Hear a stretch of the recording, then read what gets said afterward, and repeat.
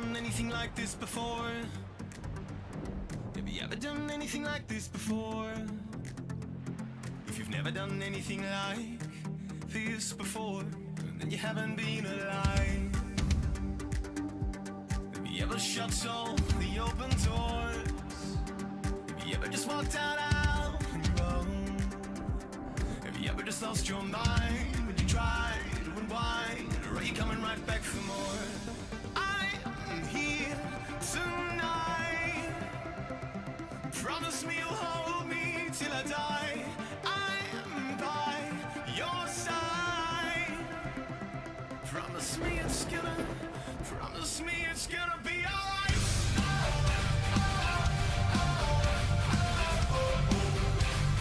Promise me it's gonna be alright.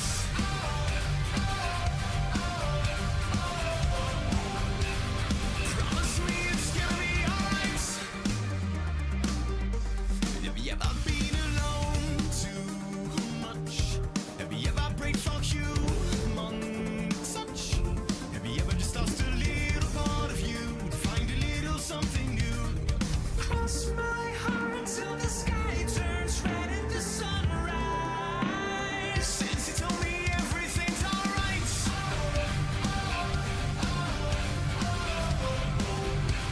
Since you told me everything's alright.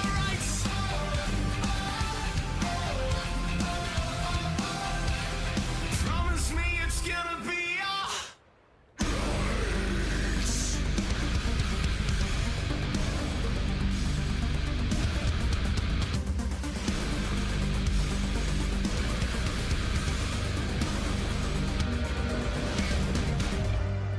I'm here tonight.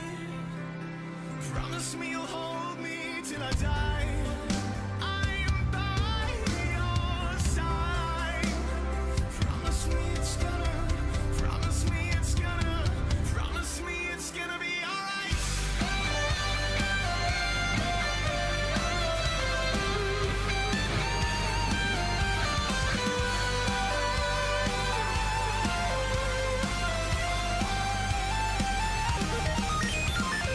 Cross my heart till the sky turns red into sunrise. Promise me it's gonna be alright.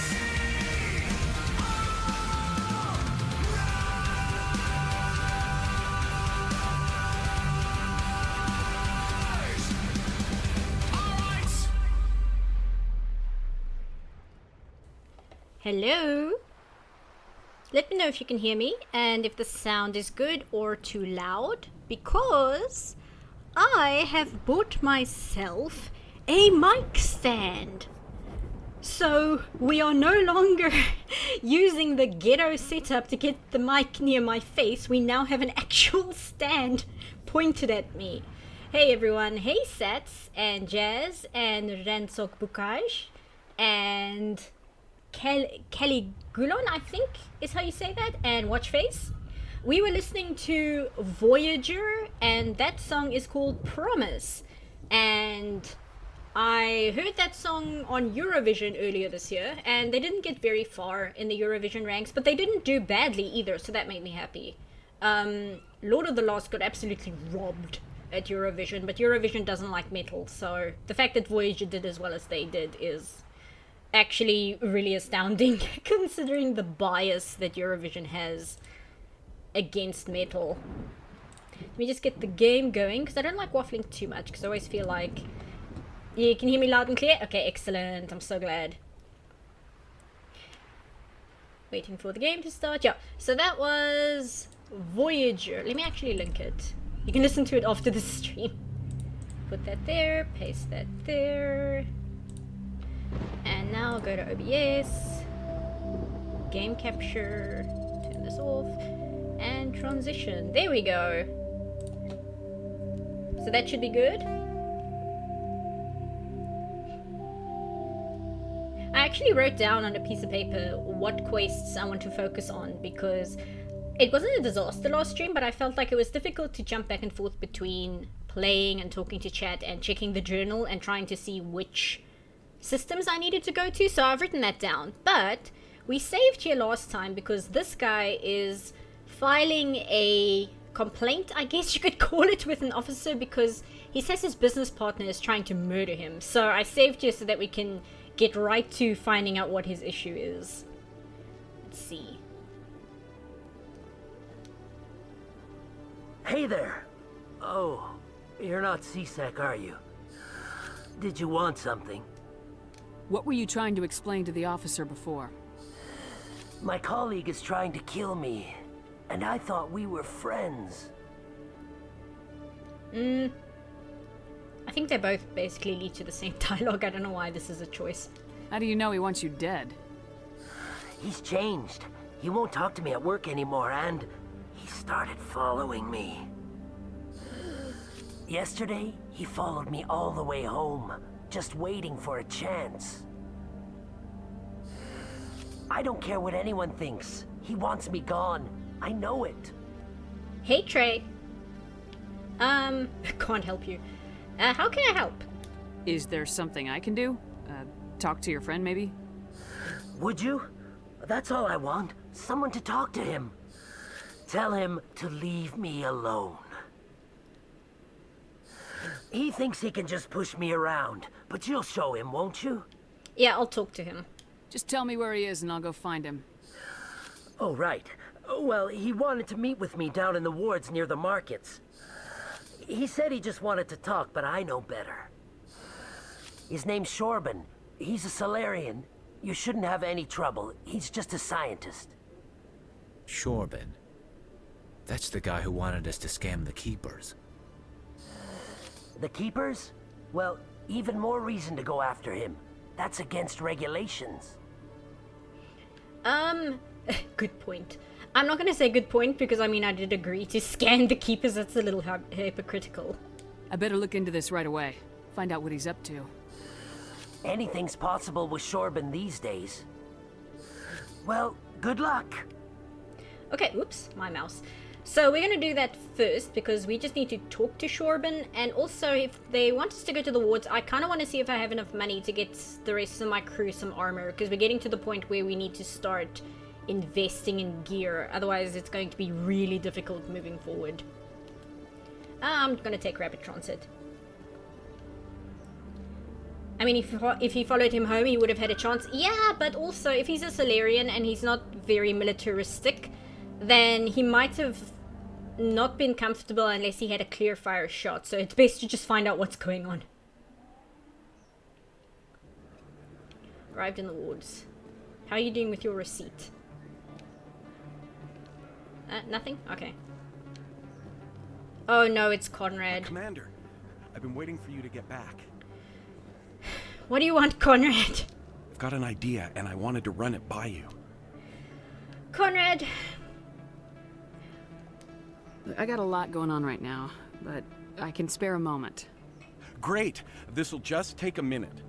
With so many human colonies being attacked, I'm not sure that one Spectre is enough. What if you signed me on as another Spectre? I mean, first of all, no. That's a terrible idea. Absolutely awful idea. But second of all, I'm not like the only Spectre, Conrad. I'm the only human Spectre. There's a bunch of us. Anyway, no. Conrad, I don't think that's a good idea. But I'd make a great Spectre. I'd be right there with you, showing the Council what humanity is capable of. I know you're afraid to trust people after losing your team at Akuz, but I'd never let you down.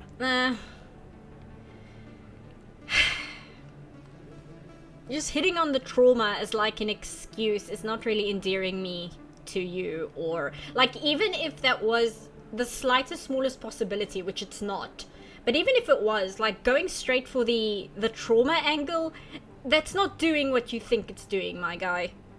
What about your wife, Conrad? She trusts you too. Aren't you letting her down? What? I don't understand. You're simping for Commander Shepard, dude, and you're married. That's what's going on. You know what keeps me going out here? Knowing that people back home are keeping humanity strong. You're right. I just got so caught up in all of it. I wanted to help. I'll go home. Thanks for setting me straight. Okay, good. Jeez. Hey, Shire. Conrad, you're not cut out to be a Spectre. We're talking Tier 1 Special Forces, not Reddit fanboy. Exactly. What does Conrad even do? He's not in the military, is he? Like, I don't, like, what does he do? There's Chorbin. Okay, he's got some guys with him, but I think we should be able to do this. Actually, let me save just in case we screw this up, because I don't want to shoot Chorbin if I can help it. What's up? Commander, I wasn't expecting to see you again. Is there something you want? The truth? You can start by telling me the truth, Shorbin. I'm not sure what you're referring to. My experiments are... We're not buying it. Jalid told us you've been after him. You spoke with Jalid? Then you know about the data? No, but we know a lot of he said. No, but you're gonna tell me. Everything. You boys can go. Okay, good. Looks like my plans have changed. It's not as bad as you think, Commander. Jalid and I just got a little over our heads. Keep talking. The company we work for developed an experimental procedure for use in medical scanners. Jalid and I saw even more potential, so we stole the plans and secretly developed a tool to scan the Keepers. Can you imagine? A tool that can actually get readings from the Keepers? What's so special about that? The Keepers are almost impossible to scan, and you can't capture them or get samples. They just self-destruct. After centuries here, we still don't know anything about them. Don't you see? We were the first to scan them, ever. You've seen it yourself, Commander. You know we can do it. Wait, okay, so people have been saying they shut down. What do you mean they self-destruct? Do you mean they, like, blow up into chunky Keeper bits everywhere? What do you mean they self-destruct? I can't really ask that question, but that's kind of an answer I wish I could get.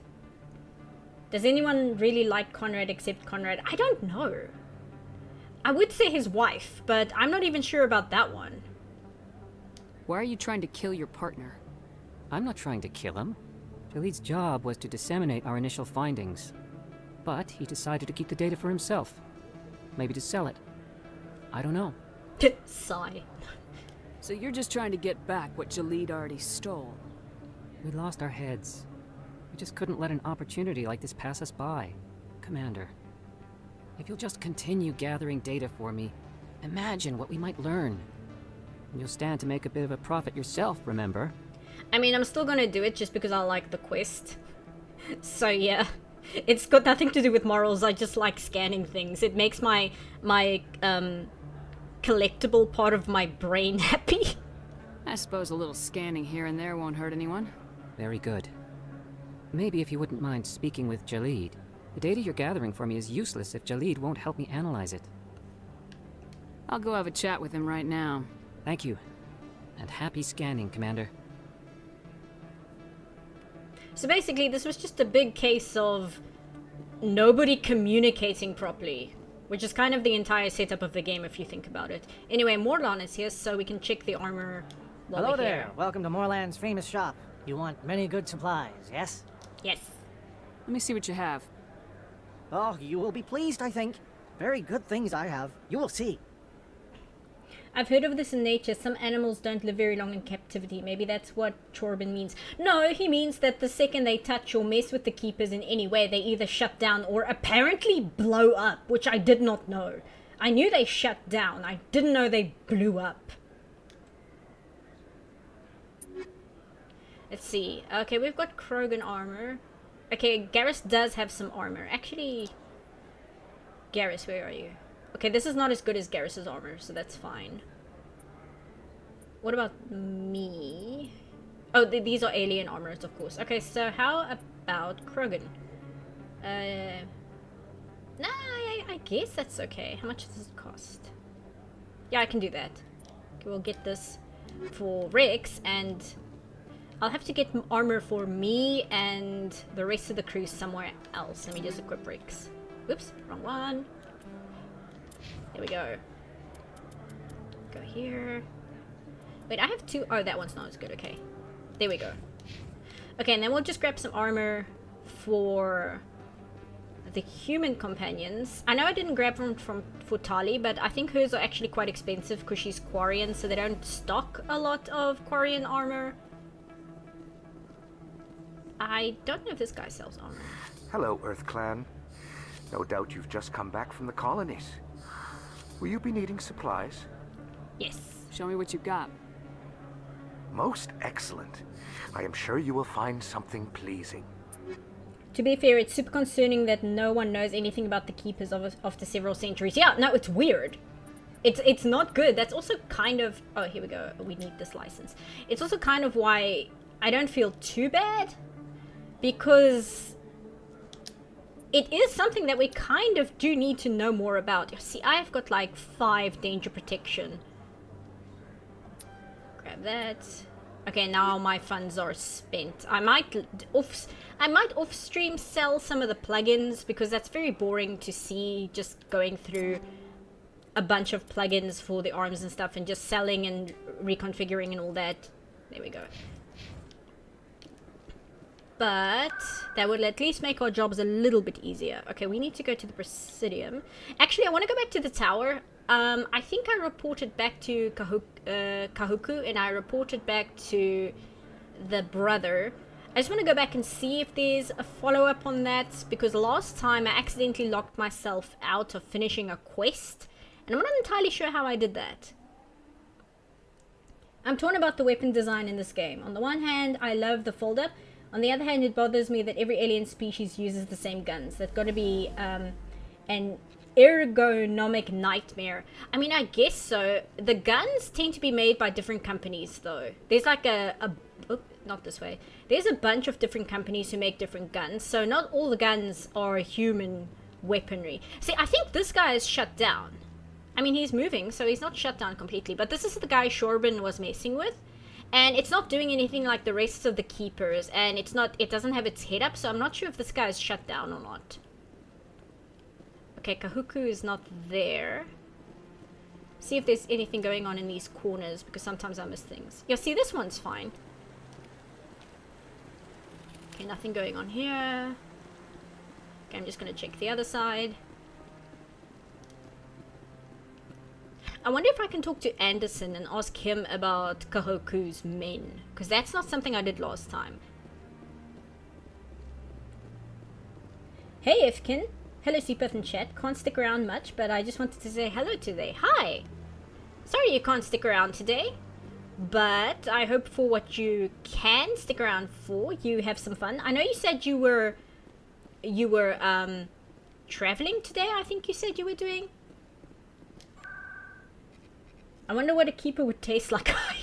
I have no clue how to even begin thinking about that. Okay, Presidium, embassies.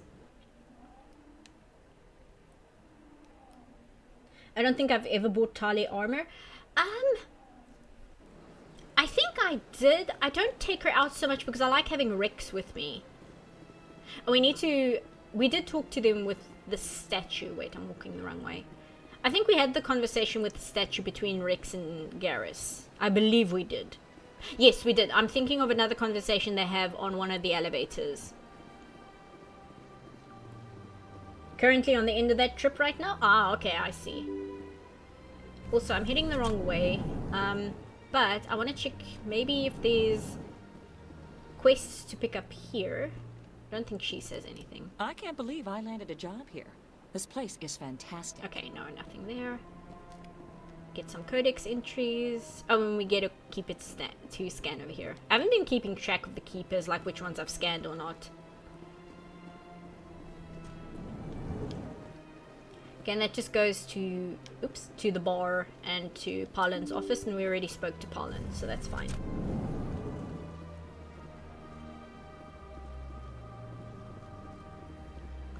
Go over here.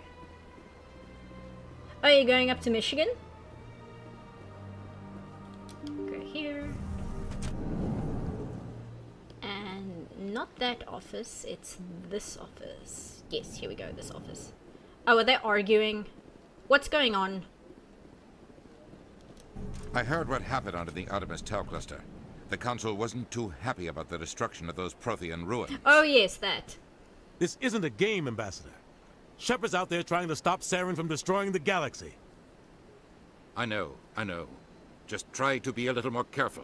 The Council's watching you, and we all get judged on how you behave.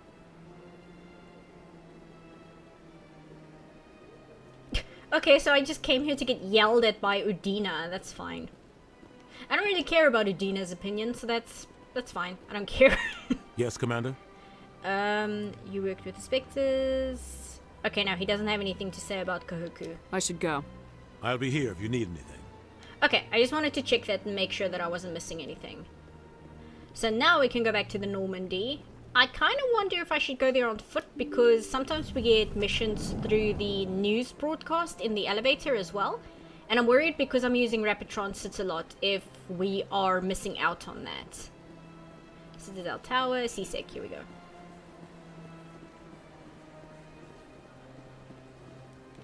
Go this way.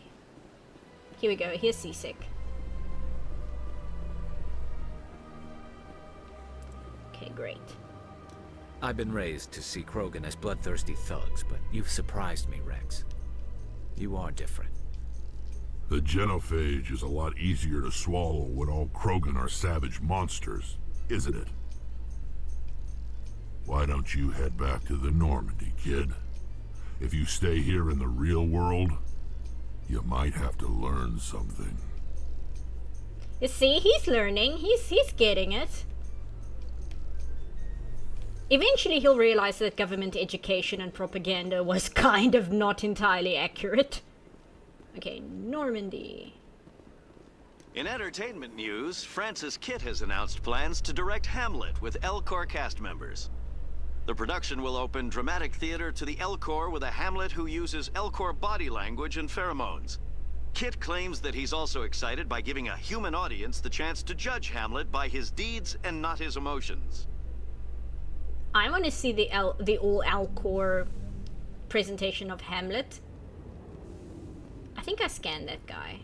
I think. We were kind of busy with a... What, Garrus? Are you just going to tell me about the Normandy again? The Normandy Yes. combines the best of Alliance technology and Turian engineering. It shows what we're capable of if we work together. Rex woke up today and chose violence. That was Rex being nice. Rex is just really old, and he's really tired of having to deal with Mr. 24 years old, never been off Palaven or the Citadel, having opinions about his species that have been ingrained in him by his, I guess you call it a government. He's being nice though, like Rex is actually being super patient. Stand by, shore party. Decontamination in progress.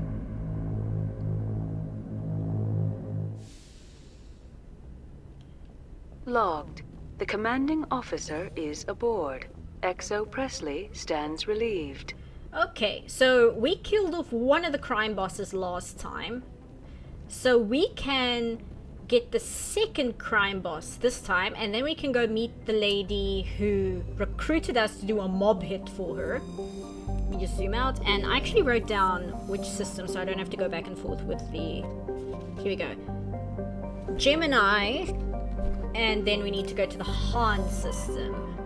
So Gemini is over here. That's Argus Row. There we go, Gemini. Okay, not Ming. Han, here we go. Rex is the best. Rex is really cool.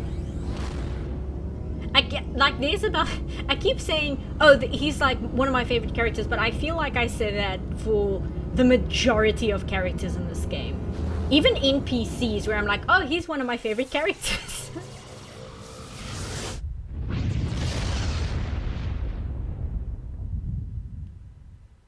Message for you, Commander. Just came in over a secure channel. Shepard, this is Admiral Kahuku. I found out who set that trap for my men. The ones killed by the Thresher War. Damn, I hope you get this message. It was a group called Cerberus. An Alliance Black Ops organization. Top secret, highest level security clearance. They vanished a few months ago. Dropped right off the grid. Nobody knew where they went or what they were up to. They've gone completely rogue, Shepard. They're conducting illegal genetic experiments, trying to create some kind of super soldier. I don't have any proof, but I found the coordinates for one of their research worlds. I'm uploading them with this message. They're completely out of control. Somebody needs to stop them. I've done my part. Now it's up to you. This is probably the last you'll hear from me. Cerberus is after me now. I need to disappear before they find me. Okay, we're gonna have to deal with that. And that was our first taste of Cerberus, who will become more important as the series goes on. They're basically...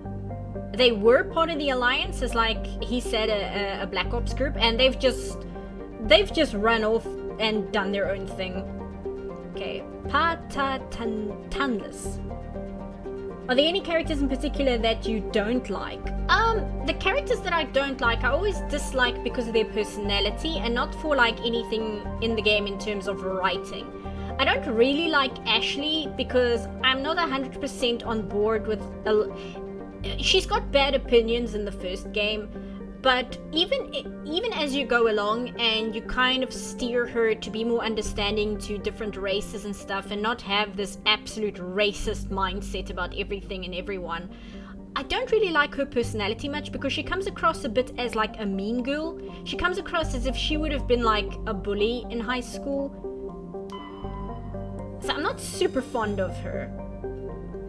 Rex reminds me of an old infantryman I've worked with. Yeah, that's kind of the way to look at it, because I mean he's so old and he's a mercenary and he's been in so many missions and stuff. He's kind of the old blood. He's kind of the guy who knows more about what he's doing than anyone else on a team.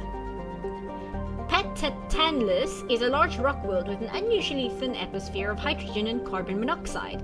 The frigid world's crust contains extensive deposits of uranium and occasional loads of naturally occurring plutonium.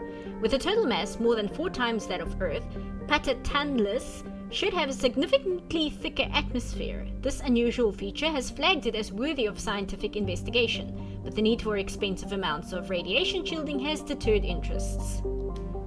We just got some light metals. And next up, where's this? Ah, here you go. Oh, how do you say that? Good lord. Farkrothu, I think. A standard hydrogen helium gas giant, Farkrothu is only distinguished by its moon. Several dozen of them have been sculpted into the likeness of an anthropodal alien race not yet known to Council science. Radiometric dating suggests the moons were worked over 500,000 years ago.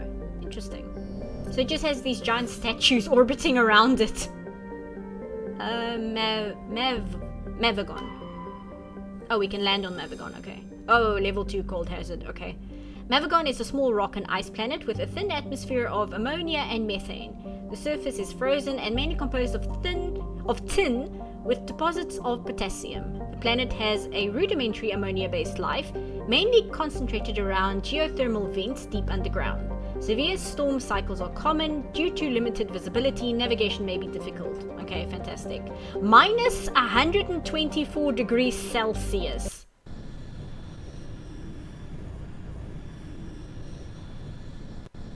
I can't tell the aliens from the animals. Yeah, exactly. Okay, we'll bring Rex. Crime bosses. Yeah, we want Rex. Okay, bye, Efkin. I hope the rest of your trip is good.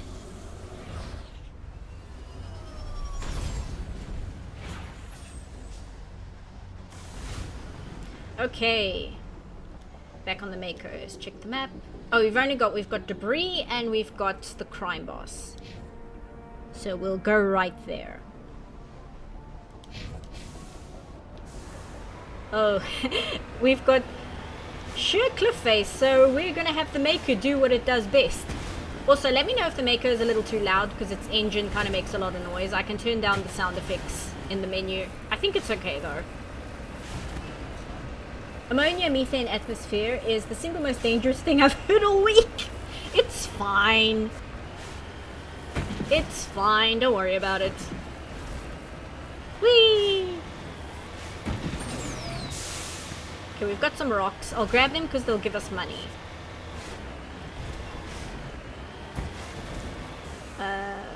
Oh, wait, they're up there. Okay, hold on.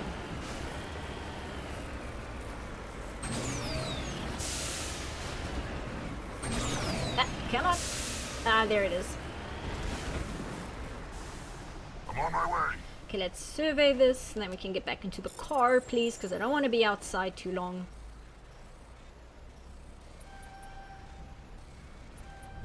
Got it. Okay, back in the car. Thank you. There's also an anomaly over there, which we might as well drive past while we're on the way. But my decryption skill might be too low for it. Ah, don't park on top of it. Okay, what is it? Oh, it's a crate. Ah, I'm very bad at these. Okay, there we go. You discovered several small artifacts. Among them is an identification tag belonging to Captain Stranaka, one of the Salarian soldiers charged with hunting down the League of One. I need to look in the codex at some point just to find out what the story is behind the League of One. Okay, got it. So now we move on to the crime boss hideout.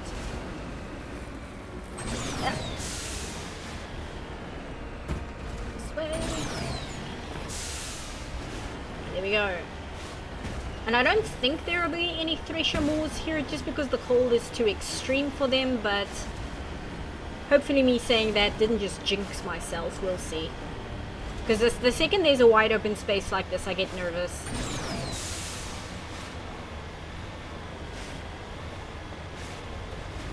It sounds fine? Okay, good. Because, I mean, it's fine when you play by yourself, but if you're doing a live stream where you're trying to talk and such, it might be a bit noisy. Okay, they're at the top of this. Ah, come on. Ah. Ah. There we go. Ah, that's too high. I don't think I'll be able to clear that. Ah, come on. Okay, no. Not going to be able to do it that way. Let's try and find a better way.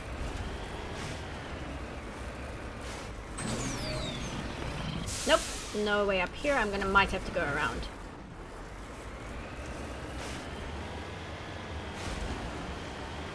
At least you guys are getting the quintessential Mako experience.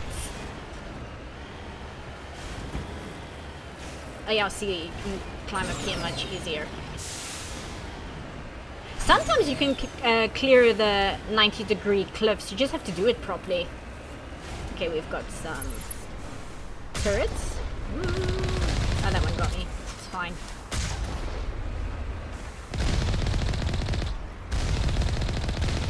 Go with that one. Ah.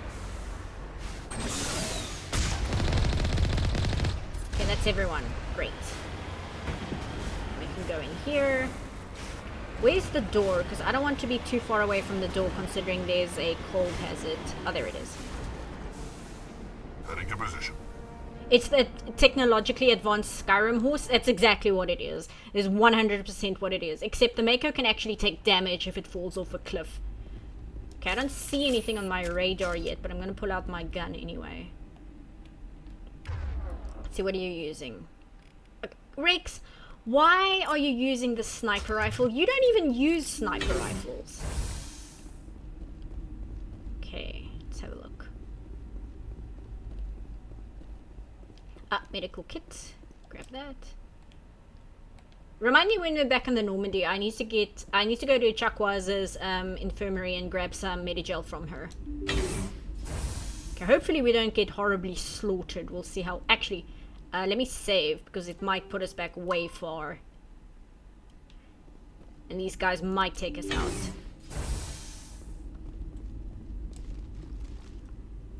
Let's see. Finally, some action. Krogan. Okay, hold on. The AI, for some reason, maybe it's just because I'm streaming, and you know you always have terrible luck when you stream, but the AI has been exceptionally terrible this playthrough.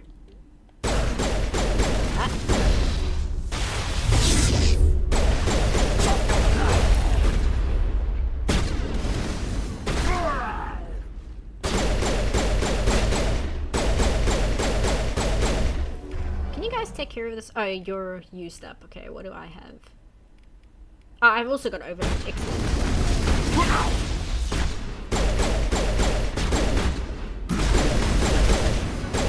Okay, great. Oh, sorry, Rex. I saw Krogan and I just shot.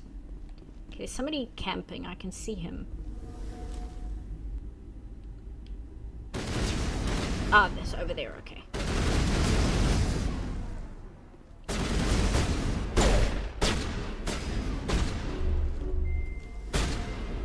I'm a little...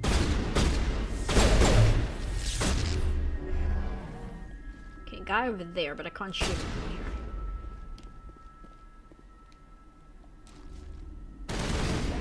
Ah, you're in the way, Riggs.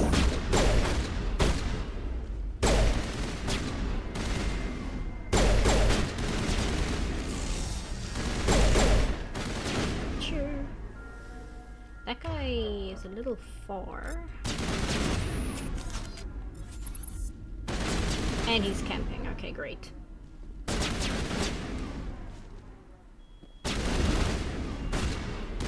Oh, and there's a guy over there. Okay, hold on.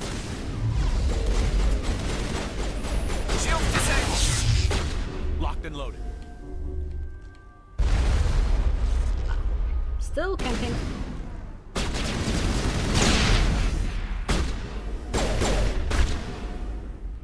Did you get him? Okay, good.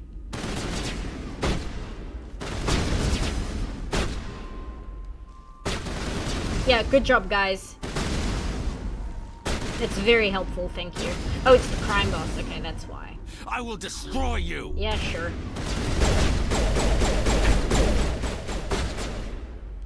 Oh, mine. Okay, not too bad.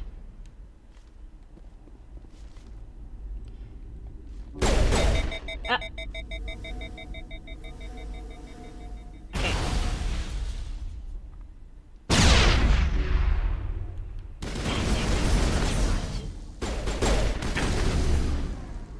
Almost done.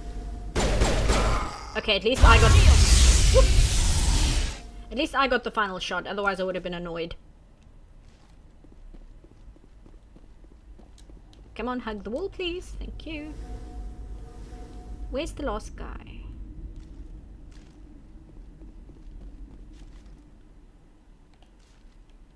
Oh, he's probably over here. Let me just do that. No? Okay. Okay, let's do... I'll just run up to him, it's fine. There we go. Second crime lord defeated. That's both of them. No doubt Helena Blake will be overjoyed to learn that these two scum are no longer a problem. There we go. Good job, everyone. All targets down. Let's just do a quick sweep to see if there are any items, guns, things like that. I saw Krogan and I just shot. Garrus like that? No. No, Garrus is... He's coming around. He's starting to realize that maybe everything he was taught his whole life and drilled into his head by... I don't want to say his dad, but basically his culture. I think it's rough when you are like a super militant race and then you grow up on the homeworld. I think if you're a Turian... I think this is the way out. I think if you're a Turian and you're... not growing up on Palaven, it's probably a little bit less like that, but I think if you're actually growing up on Palaven, that's like something that gets drilled into your head a lot stricter than if you were born and raised on a colony, or even the Citadel, I would think. But even the Citadel is kind of super racist against Krogan. They're not allowed on the Presidium at all, for instance. And they're like severely restricted on which parts of the Citadel they're allowed to go on. And Rick says that every single time he goes to the Citadel, C-Sec automatically wants to talk to him, which is not great. Okay, we want this. We got some plugins. Medical station. I think this will give me a suit upgrade, which I kind of want. Because in the first game, you don't automatically get... passive healing. You kind of have to have a plugin to make your suit do that. Otherwise you're reliant on Metagel to heal yourself. and you have a limited amount of those unless you find more on the field. So I kind of want to avoid that. Grab these. Grab these.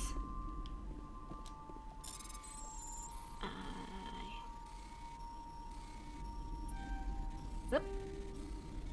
Come on.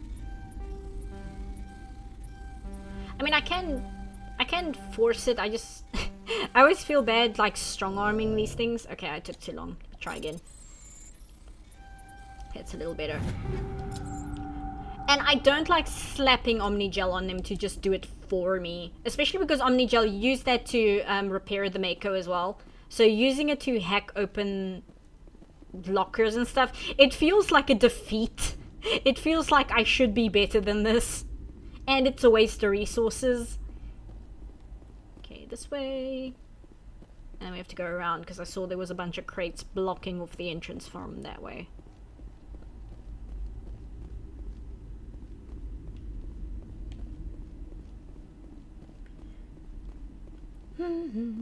Which locations in the settings are... Sorry, it's just covered by something. Are the something Krogan accepting, not including their own settlements, of course? I'm not entirely sure. There is a news report, which I think we might get later, which doesn't open up a mission or anything, but it talks about the anniversary of the Rachni Wars, and in the news report they talk about honoring the Krogan in the celebration. So there's that, but the way it's worded, I can't decide if it's like a microaggression or something. If we get it, I'll ask your guys' opinion, whether I'm just reading too much into it, or if they're like being low-key like microaggressive towards the Krogan. I imagine mercenary companies are pretty accepting of them. Oh yeah, they'll be super into them. Okay, we've done one crime boss. Where is she waiting for me? Oh, I forgot to talk to Jalid. Okay, we'll go back to the Citadel and do that as well. I was so busy talking to you guys, I forgot that was part of the thing. I thought we spoke to Chorban and that was the end of it. Okay, Cerberus, Jalid, Secret Find, Family Heirloom, Prothean Data Discs, Hostile Takeover, here it is. Where is she? Horsehead Nebula, Fortuna System. Okay, we'll finish this up, then we'll go sort out the misunderstanding before Chorban gets murdered by Jalid. I think, did we look at this? Paravan. Oh no, we didn't. Paravan is a small, unremarkable rock world. The surface is scorching hot and mainly composed of calcium with deposits of aluminum. Paravan's low mass has left it tidally locked to the star Han. If there were any resources of value, mining stations could be established on the relatively temperate Twilight Band. And we got some matriarch writings. Scan of Paravan revealed an unmanned station in geosynchronous orbit. Your salvage team found no evidence on the origins of the station, but they did find one of Matriarch Dilanaga's writings on board. Okay, excellent. So we need to go to Horsehead, which I think is over here. Is it here or is it here? Argus Row. Okay, that's Atikan Beta. Horsehead, here we go. And she was... where? I've already forgotten. Fortuna, that was it.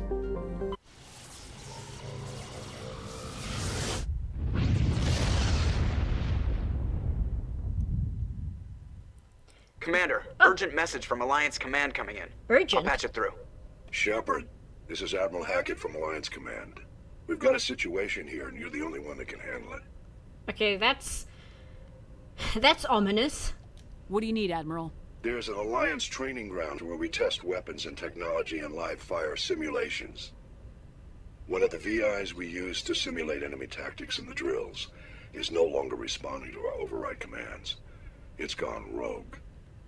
Are you telling me this computer is thinking on its own? We're not stupid, Shepard. This is a virtual intelligence, not a true AI.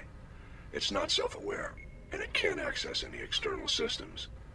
We didn't do anything illegal here. Virtual intelligence support is critical to our military success. VIs process thousands of status reports and react in nanoseconds. No human can do that. We need you to fight your way through the training ground of the VI core and manually disable it. Can't you disable it remotely? Our failsafes aren't responding. The VI operates on a closed network. It can affect any external systems, but we don't have any direct access to its processes. We could bomb it from orbit, but the damage to the facility would be catastrophic. We'd prefer to have someone shut down the core. Someone like you. I know Spectres answer the Council, but you're still human. You're still part of the Alliance military, and right now we need you. The VI controls all the facility's weapons, drones, and automated defenses. You're the only one that can pull this off, Shepard. Good luck. Okay, we'll check that as well. Let's do one thing at a time. Wentania. I thought it said wait for a second there. Hard data on Wentania is very limited. When the system was charted by the Alliance surveyor Coupe, only a small unmanned flyby probe was spared for the distant world. It is a small rock and ice planet, with a trace atmosphere of krypton and sulfur dioxide. Normandy's more detailed survey suggests the frozen terrestrial may be a suitable target for mining. While it is largely water ice, mapping of mass concentrations suggests it has a core of pure aluminum. Okay. Next up we have this one. Amaranthine, I believe is how you say that. Oh, we can land on this one. This is probably where Helena wants to meet us. Amaranthine is a chilly rock world with an atmosphere of carbon dioxide and nitrogen. Its frozen surface consists largely of light titanium and aluminium oxides, with deposits of thorium and other heavy metals located in the deep crust. Amaranthine was named by the human poet Sofia Cabral during her tour of duty aboard the Alliance surveyor ship Coupe. I think it's Coupe.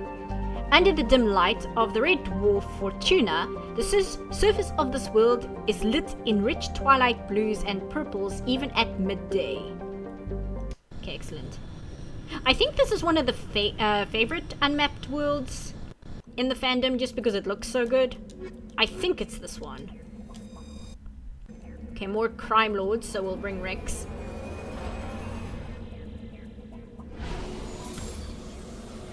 Is it Kiyupe? Yeah, nuke the whole damn place from orbit. It's the only way to be sure. That quote is in my head every single time any character in this game says, oh, blast it from orbit, blow it up from orbit. Okay, no, this isn't the planet I was thinking of. Okay, so it's not this one that people are like really into. Also, we leveled up. We'll deal with that in a sec. We've got an anomaly, and here is engineering outpost. I think this is where Helena wants to see us. Okay, so let's see. Okay, we've got one more in charm. I think I want to put some more in fitness because I think that's like, yeah, health and shield. We do need some more of that. Okay, excellent. Garrus, we want you to have maybe some more decryption. And I want to put some more in sniper rifles for you. And Rex, we can put more in shotguns. And fitness, I think. Oh, that was it. Okay, cool. This way. Oh, and some rocks, which I do want to get because it's basically free money.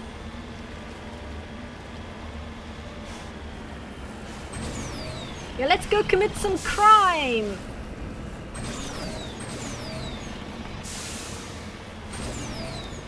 Not sure how Hackett will write that down in his paperwork, but that's not my problem. Where are these rocks? Here, maybe? Ah, drove past them again, apparently. Where are they? Oh, there they are. How was I supposed to see that? Anyway. It's fine. It's fine, it's fine. I saw them eventually.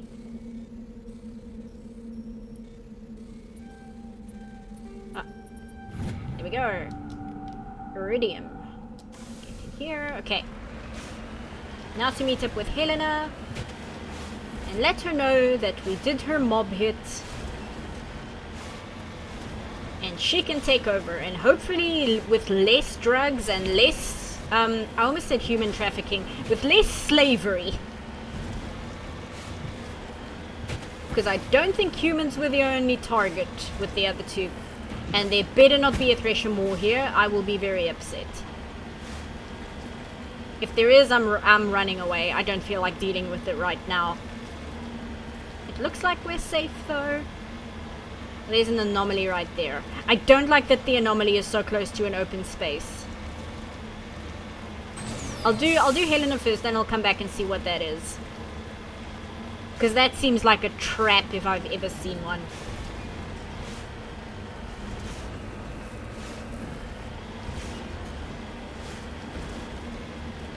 Commander Shepard doing this to be very brave and very noble. Yes, we're getting rid of some horrible crime bosses. The fact that we were contracted by another crime boss isn't entirely relevant. It's the sentiment that helps. That's important, right? It's the thought that counts. Let's go talk to Helena. There she is. Hello again, Commander Shepard. I owe you a debt of gratitude. With my former partners dead, this syndicate is now mine. I could not have done it without you. I'm not done yet. You're welcome, lady with a sniper rifle on her back. Those men deserve to die. Now, are we gonna have a problem? Not if I can help it, Commander. I hope you can see that I am by far a lesser evil than those men.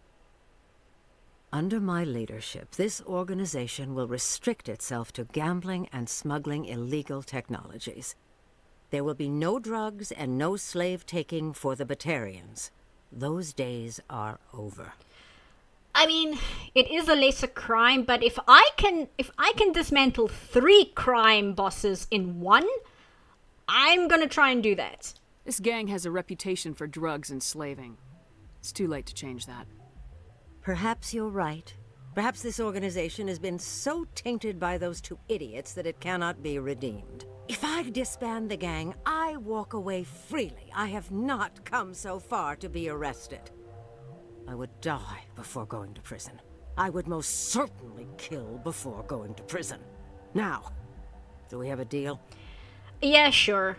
I don't particularly want to shoot her. I know she's a crime boss, but as far as crime bosses go, she has been exceptionally reasonable.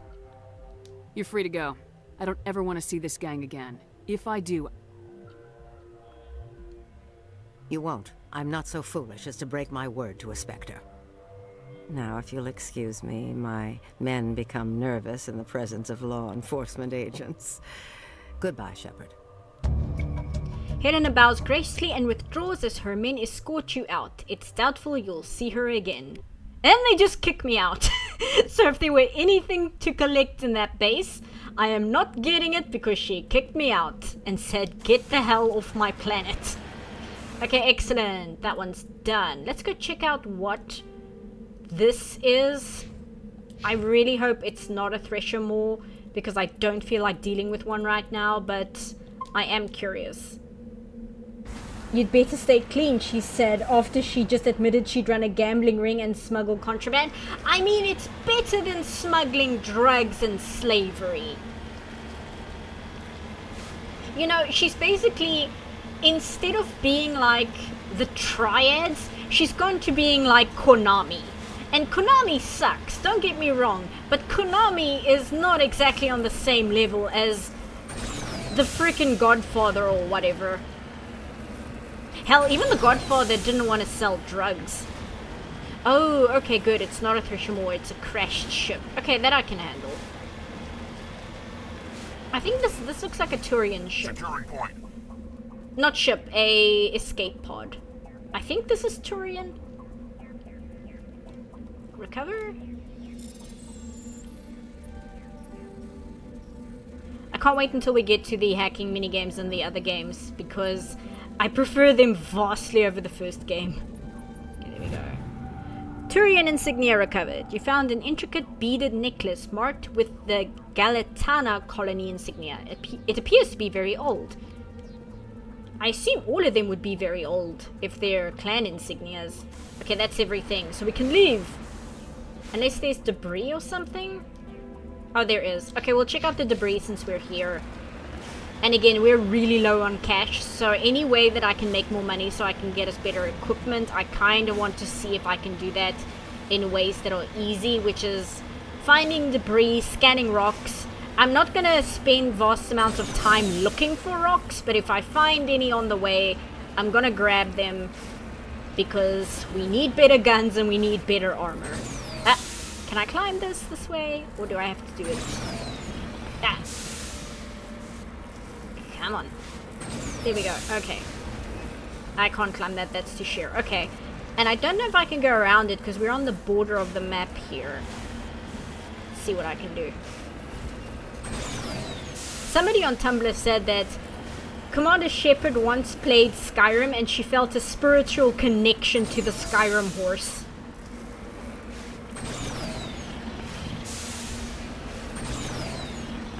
It's very funny. After the first game, they actually made the fact that Commander Shepard can't drive for shit part of her character. Like, other characters will remark on the fact that Shepard is a terrible driver.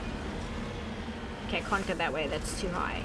Can I get over these anyway? Let me check the map. I can if I go this way. Okay. Commander Shepard, Alliance Legend, Human Hitman, and Geologist. Yep. And absolute menace behind the wheel.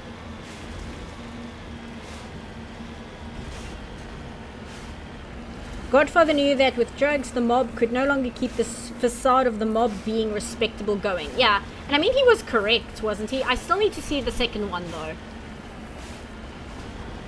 I think they stayed out of the drug business at the end, though, considering they also killed all the competition.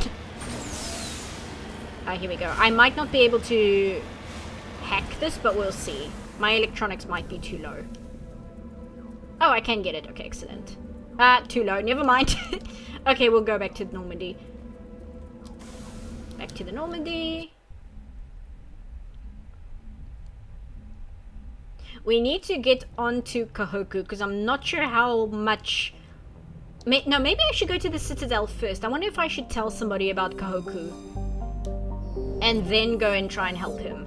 That might be the better option. Meganless. That looks like... It looks like it didn't load properly, but it did. That's very interesting. Meganless is a rock terrestrial with an atmosphere of sulfur dioxide and trace amounts of helium.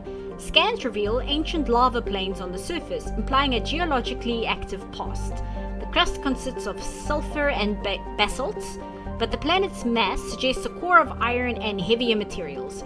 Cursory drill coring suggests the possibility of simple subterranean life. Sorry, I hiccuped there halfway through my sentence. Okay, that's everything. Let's go back to the Citadel. Stop Jalid from shooting Shorban. And talk to Anderson and see if he can help us with Kahoku. Watch the second one and join the argument on which one is better. Oh, absolutely, I plan to. I liked the first one.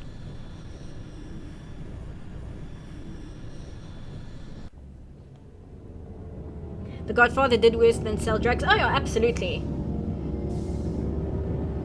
But at the same time, like, drug selling is a nasty business. Because there's a lot of things that tie into drugs. It's not so much the drugs themselves, which also are terrible, but drugs as a crime business has so much garbage tied up into it. That's why the Yakuza are strictly anti-drug. Like, the Yakuza will take people out, as far as I know, to prevent drug smuggling, to be part of the crime families in Japan. I haven't looked into it very well, but I do know the Yakuza... Equalizing interior pressure with exterior atmosphere. Logged. The commanding officer is ashore. Exo Presley has the deck. But I do know the Yakuza are extremely anti-drug. And that ties into, like, the triads and how that relationship goes and whatever. I don't fully know what I'm talking about. I just know the bare basics. It's something that I should educate myself on more, like watch a documentary on it or something. And I mean like a real documentary. I don't mean like a YouTube essay. Celebrations are being planned for the anniversary of the end of the Rachni Wars. Many Council worlds, particularly Asari and Solarian colonies, will hold victory parades to commemorate the defeat of the invading Rachni. In a rare admission of debt, several Asari colonies have invited Krogans to be honored for the victories the uplifted Krogans made possible. So, tell me what you guys think about that, because my issue is they make it a point to mention, oh, the uplifted Krogan. They don't just say, oh, they're commemorating the Krogan for making the victory in the war possible. They specifically take the time to point out the uplifted Krogan. And I can't decide whether I'm reading too much into it or if that is a bit of a microaggression. Where it's like, oh yeah, well, the Krogan are the reason why. Oh, wait, no, we need to be in C-Sect. But the only reason the Krogan were able to help us is because we uplifted them. But I can't decide if I'm just reading too much into it or if there is weird intent there. Go over here, speak to Jalid. Hello again. Did you have any luck finding Shorben? Why would I say I'm afraid so? I'm just gonna say yes. I don't know why Shepard would... I know. You know what? With the way BioWare sometimes has cognitive dissonance between the choices and what Shepard actually says, I'm just gonna say the top one. I found out you've been lying to me, Jalid. Lying? Why would I lie to you? You forgot to mention the data about the Keeper.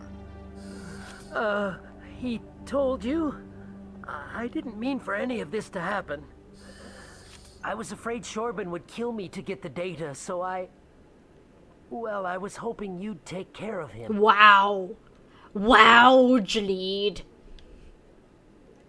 I'm scanning the Keepers for Shorben, but you two need to stop fighting. You're helping us? But, well, if you say so. Well, if Shorben can forgive and forget, then so can I. I appreciate the help, Commander. I better go get that data analyzed. Okay. Done. And I'm gonna talk to Anderson and see if he can help me out with Kahoku, just to make sure I don't miss anything, because like I said last time, I did actually miss some things in this mission. You think it's a step in the right direction? I mean, it's not a lot, and don't get me wrong, it's weird, but it's something. I guess so. Considering how they treat the Krogan in every other aspect, I suppose it's a step... Oops. I suppose it's a step in the right direction, even if it's not the best step in the right direction. Actually, let's walk to the Presidium again, just in case I miss any elevator dialogue.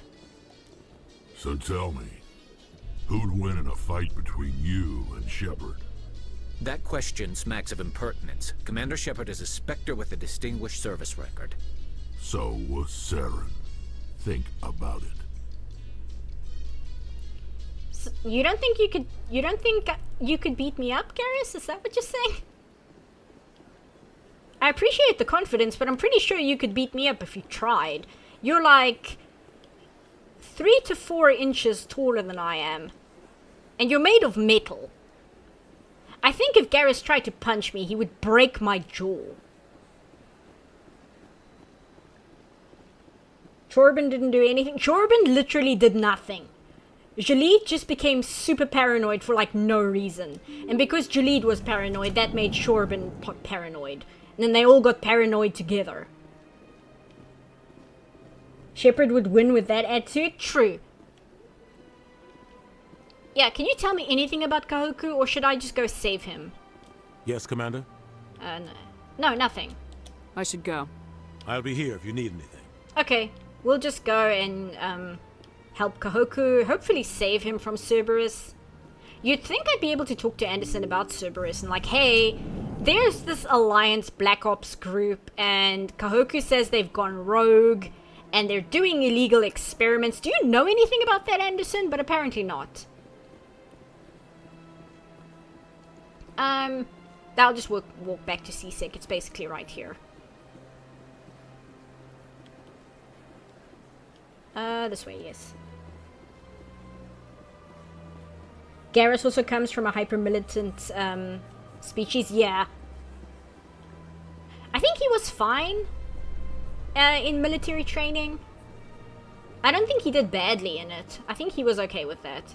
In a further development in the Eden Prime investigation, the Council has reportedly revoked the Spectre status of one of its operatives. While the unnamed operative has not yet been apprehended, a Council spokesman confirmed that corrective actions had been taken. You'd beat up each other? Yeah. Like I said, I'm pretty sure if Garrus tried to punch Shepard, he'd break her jaw just because he's got so much metal in him. But, on the other hand, Garrus is such a nerd, he would probably hesitate trying to do that, and that would be Shepard's in to take him down. Have increases in Citadel traffic endangered our safety? Emily Wong offers an inside look at the dangerous world of space traffic control. Oh good, she got her report in. I'm glad for her. Also, I'm glad for the traffic, what are they? I want to say traffic reporters, but that's not correct. The traffic agents who deal with the traffic coming in and out of the Citadel, because they need to form a union or bring on more people. Stand by, shore party. Decontamination in progress.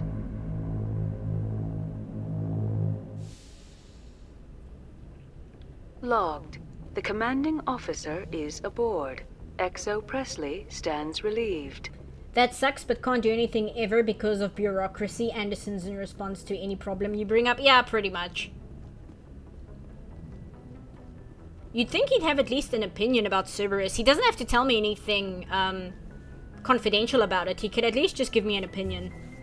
Okay, before we do the VI, let's see what else I had.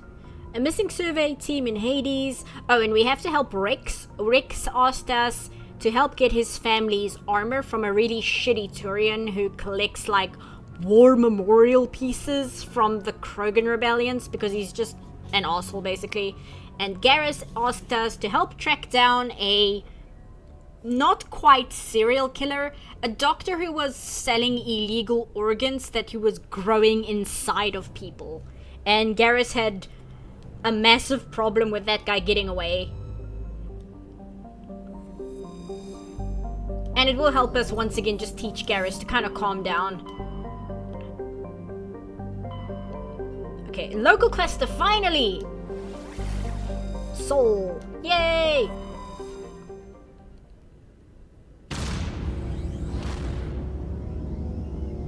How'd the meeting with Helena go? Oh, it was fine. We told her that we don't want to start a problem with her, and that the crime family she's involved with has too much of a bad reputation. So it would be better for her to just kind of disband. Because the reputation is so destroyed, there's no real reason in trying to salvage it. And she agreed, and she said that she does not want to get arrested. So Shepard said, okay, but I never want to see you again. And then she kicked us off the planet and said, okay, well, get the hell out of here now. And we were like, okay. Let's do some scanning of the local planets, because these actually give some interesting lore regarding the setting. Pluto. Pluto is one of Sol's numerous ice dwarf worlds. It is mainly of note for being the gravitational anchor for the Prothean mass relay to Arcturus. Pluto and the... is it Karen or Sharon? I think it's actually Karen. I always say Sharon, but I think it's actually Karen.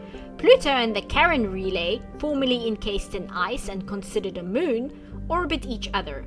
Pluto's orbit was circularized in 2157 as a side effect of the Sharon mass relay recovery operations. And population, the gateway stations, 9,300 people. Excellent. So yeah, the mass relay system for Earth is actually the moon Karen. Okay, next is Neptune. I think it just says it's a helium giant. Though Neptune, like Uranus, has plentiful helium, its remoteness made it an unpromising target for mining before development of mass effect drive. With Uranus cheaper to exploit, it has never seen extensive development. The only permanent human presence is a small research facility on Triton, with a population of 70 people. Okay, Uranus.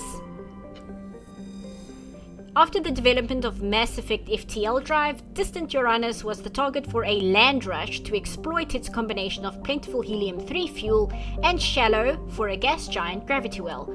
Today, Uranus is the largest producer of helium-3 in Alliance space, with a population of 371,000. Next is Saturn. Saturn has been a major source of helium-3 fuel for fusion plants since the 2150s. The moon of Titan is mined for hydrocarbons and used as a hostile environment training facility for Alliance Marines. Populations, orbitals, and Titan 117,000. Jupiter.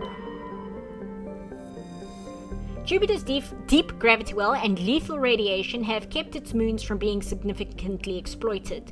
The largest outpost is Binary Helix Corporation's Nautilus facility, attached to the underside of Europa's ice sheet. Population all moons 9,100. Binary Helix, they're the guys who helped develop the Metagel, if I remember correctly. Mars. Once considered a prospect for terraforming and colonization, the discovery of faster-than-light travel turned Mars into a quiet backwater. Its southern pole is a historical preserve centered on the Prothean ruins found there. Immigration and development are restricted as the search for Prothean artifacts continues. Colony founded 2103, population 3.4 million. And then we have Earth. Somebody asked in a previous stream what the situation is on Earth, and I think this is where we kind of get the first look into the bigger detail. Here we go. For detailed information, please refer to the standard issue Alliance Galactic Codex. Earth orbit is riddled with debris generated by bootstrap space development. Use of kinetic barriers is recommended at altitudes over 85 kilometers. Okay, so they don't actually say that much. Population 11.4 billion. Population on L4 and L5 stations 250,000. So Earth just has like a cloud of garbage. Okay, we need to go to Luna so that we can deal with the VI, but let's just finish off here. With its molten temperatures, sulfuric acid clouds, and crashing carbon dioxide atmosphere, Venus has only a handful of aerostats research outposts. Population 800. And Mercury. A handful of solar-powered stations exist on peaks of eternal light at the north and south poles of Mercury. The difficulties imposed by the planet's proximity to the Sun and high orbital velocity have limited development. Population 340. 430 degrees Celsius temperature though. Okay, Luna. An early resource of helium-3, Luna is now mined for materials used in space habitat construction.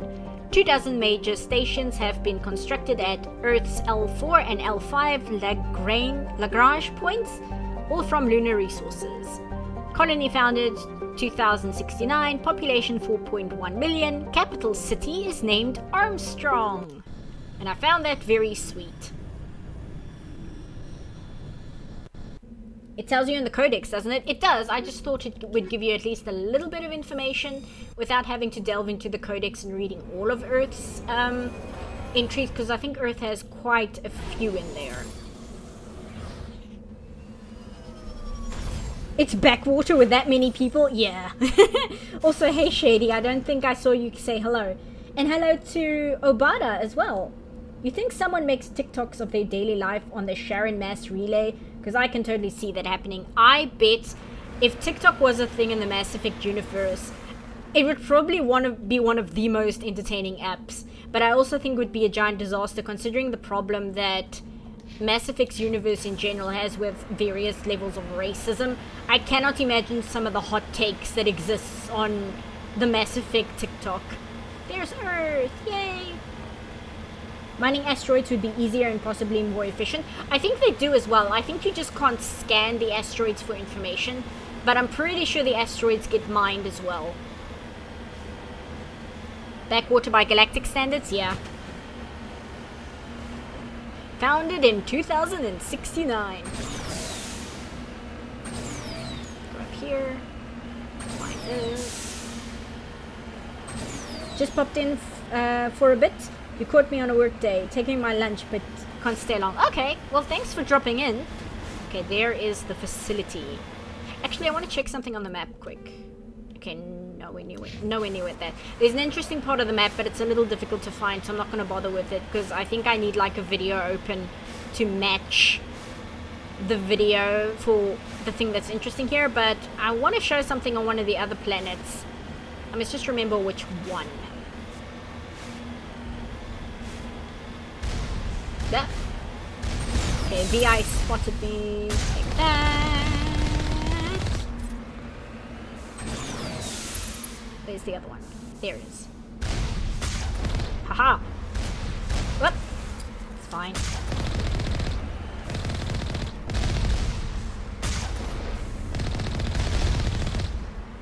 Okay, got those, and I think we've got 2 over there.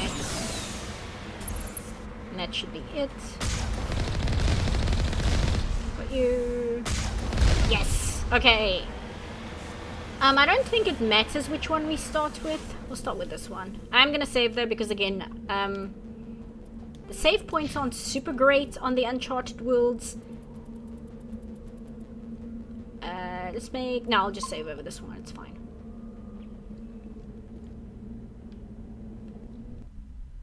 You're afraid to see Mass Effect TikTok. I'm morbidly curious to see Mass Effect 4chan. I think Mass Effect 4chan might actually exist. Oh, right. We might have issues. Rex, if you're... Okay, good. You're not using the sniper rifle. I was about to say, if you were using the sniper rifle again... Okay, that's a power conjunction. Power conjunction. Here we go. Grab some gear. Oh, jeez. Come on.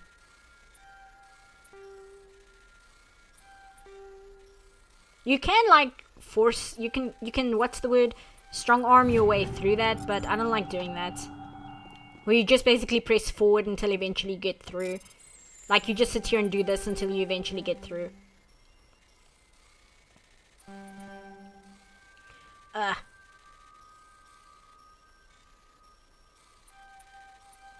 Ah, come on.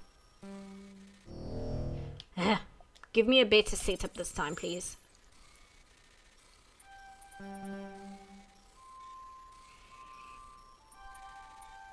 Ah!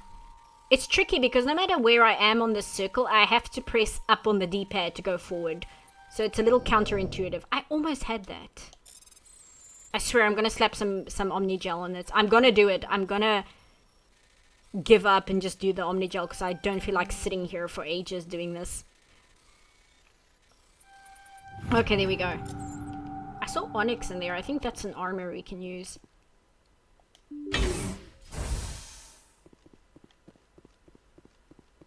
See you, Daniel. Thanks for hanging out. Okay, I've got some red blips. Ah, come on. There we go. Let's see you. I'm not sure what... Oh, okay, they're drones. I see. That's not terrible, because it means I can do this.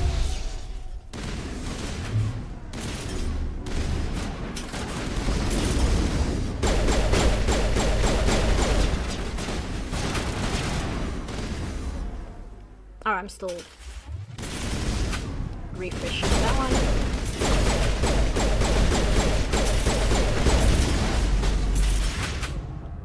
Still refreshing. Garrus?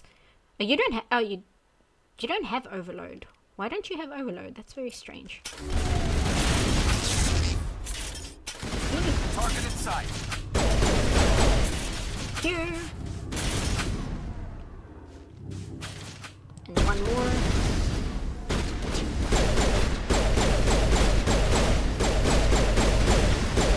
Okay. I think that's everyone at this one. And then we move on to the other two. Yes, okay, I can see it on the map. Okay, great. So that was all that we had to deal with here.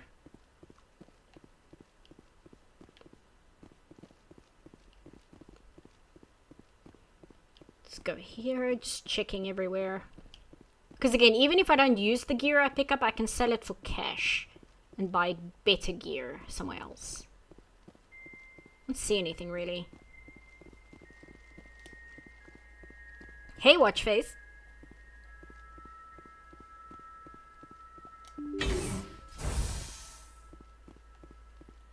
Because I do know that MMOs are a thing that exist in Mass Effect. As do mobile games. Oh, I remember now. Okay. I remember what we gotta do. We need to shoot these things. And we need to do it quick because the self-defense systems come up, if I remember correctly. Sabotage.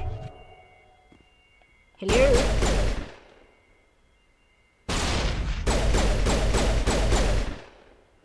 Am I doing this wrong? What's going on? Oops. Not what I meant to do, but that's fine. Unless I have to do it in the other... Ah, here we go. Oh no, that's just the codex entry. I think you're supposed to blow these, but I'm not entirely sure, because it doesn't seem to be working.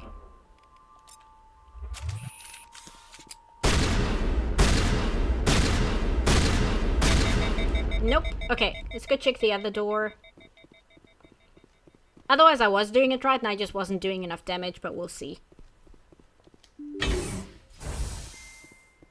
I forgot, does Mass Effect have swords or is it just guns only? Mass Effect is guns only, but the not Omni Tool. Is it Omni Tool? Yes, the Omni Tool. I don't know why I blanked there for a second. In the third game, the Omni Tool gets a blade on it. Come on. I don't know why it's working. What am I supposed to do here? Rogue VI. Yeah, destroy all the conduits. So I was doing it right. Maybe I'm just not doing enough damage. This is silly, but the sniper rifle does do the most damage. Yes. Okay, now we gotta do it fast.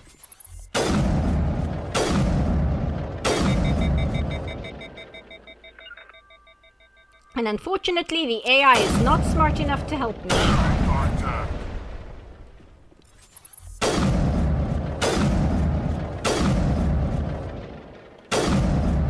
Come on.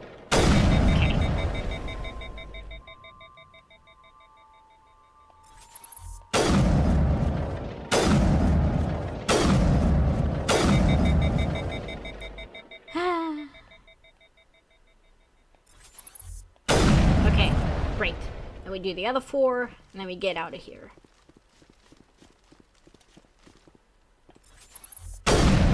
Oh, okay, so I just had to shoot one more time and it would have done it.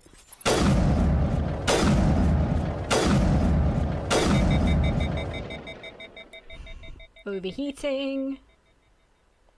There we go.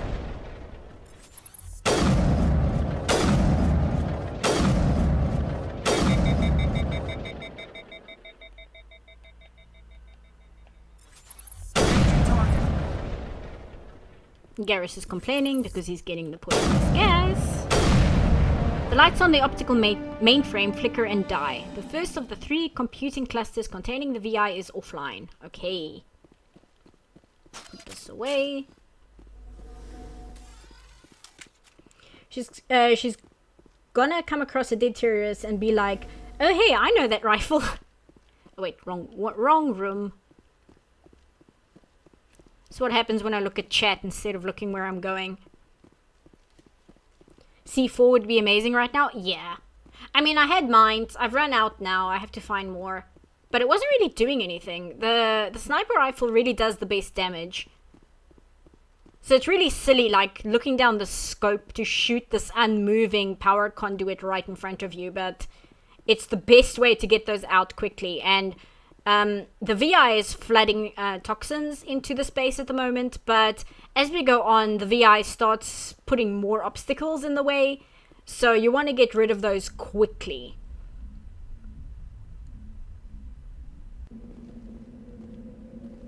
With all the guns and armor Shepard sells, she's going to put the black market arms dealers out of business? Yeah, pretty much. Luckily, the best weapons in the game... I'm just gonna run, I'm not gonna bother taking the Mako. The best weapons in the game are like special grade, and I think there's only 1 or 2 of them in the game as a whole. Gotta account for wind and distance. Okay. Okay, I don't want the... Negative contact. I don't want the sniper rifle just yet, because we have to deal with the drones first. Grab some of this. Ah, more of these. I'm so glad they changed this for the other games. I really don't like this mechanic at all. And yes, it's mainly because I'm bad at it, but I just feel... I don't know. Okay, there we go. Got some pistols, got some shotguns. And we leveled up. Deal with that in a second.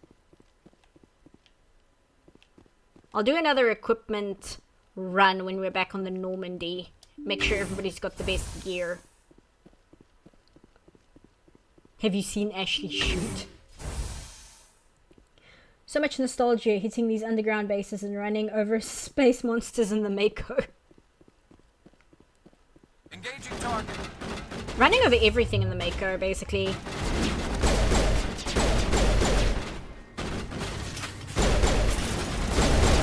Lost shield. Ah!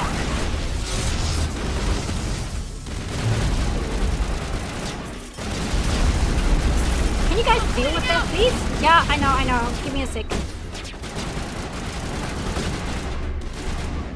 Okay, you... Can't reach it. Okay, hold on. And my guys are just standing there and not trying to take any kind of cover whatsoever.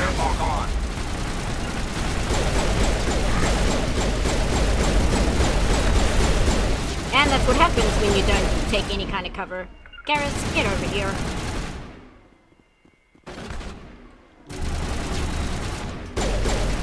Jeez. Absolutely useless. Dampening. I'll do dampening too.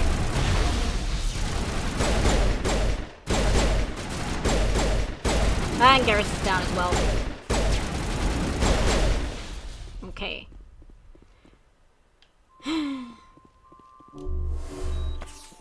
Oh, that doesn't actually bring them up.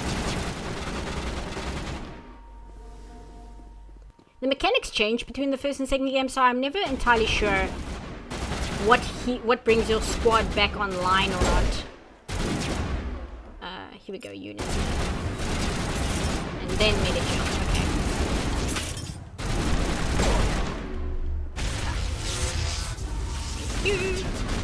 Not now, Shepard. I'm not talking to you, Rex.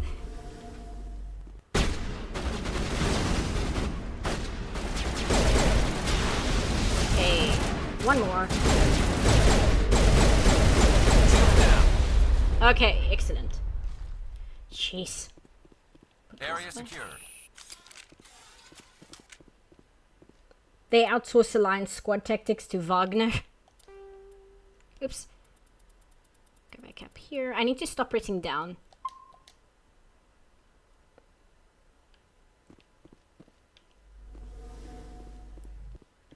Aiming looks super painful with the gamepad. Yeah, it would be easier to aim with the mouse, but I actually find I'm better with the controller than I am with the mouse, if that makes sense. Aiming would probably be better, but I just feel my movement as a whole is much more easier to control. Okay, then we need the sniper rifle again, which is very silly, but this is how we're doing it.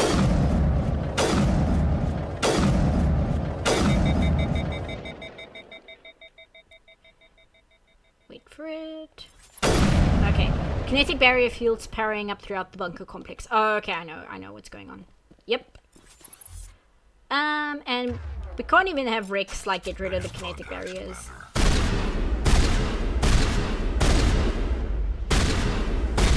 We have to do it ourselves, which is really annoying.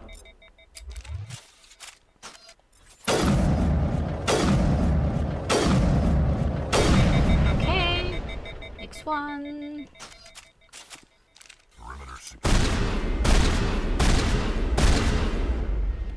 Okay, switch weapon.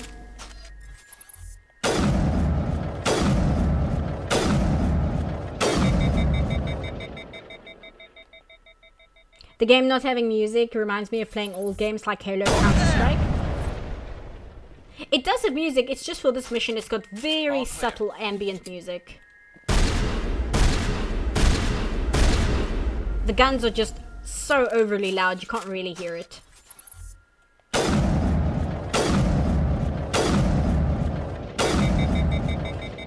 I wish I could like break the conduits before the weapon overheats. Okay, let me get rid of this. Switch weapons. Oh, and we have to deal with this as well.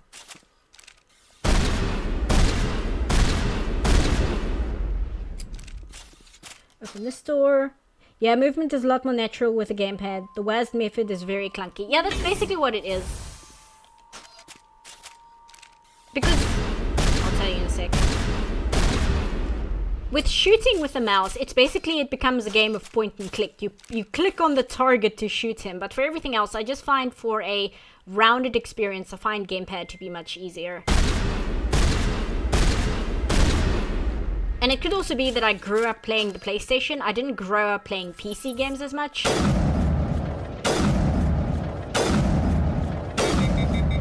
So I'm also just used to a controller a lot more. It's not that I didn't play PC games growing up. It's just my main way of playing games was the PlayStation. There we go. Clear. What prevents the conduits from being smashed by a sledgehammer? Now that you said it, can you punch these? I wonder. Just break your hand against this a few times, Shepard. Nah, it's gonna take too long.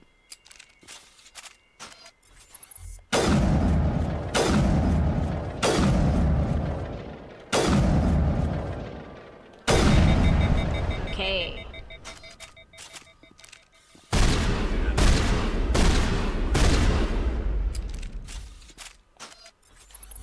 Because I'm using the sniper rifle because it does the most damage. Okay, now she's flooding us with toxins.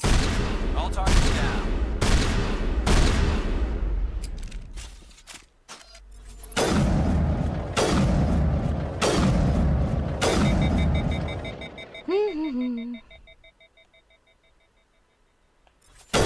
Okay. Second of the 3 computing clusters containing the VI is offline. Okay, excellent. Now it gets fun. Now it gets... That's it. Bag 'em and tag 'em. What do you mean now it gets fun, Rix?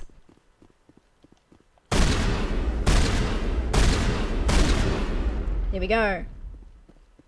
Not even the close range shotgun? No. You'd think the shotgun would do some damage, but the sniper rifle does more, so... It takes less time to shoot these conduits with this big sniper rifle than it does just using a shotgun.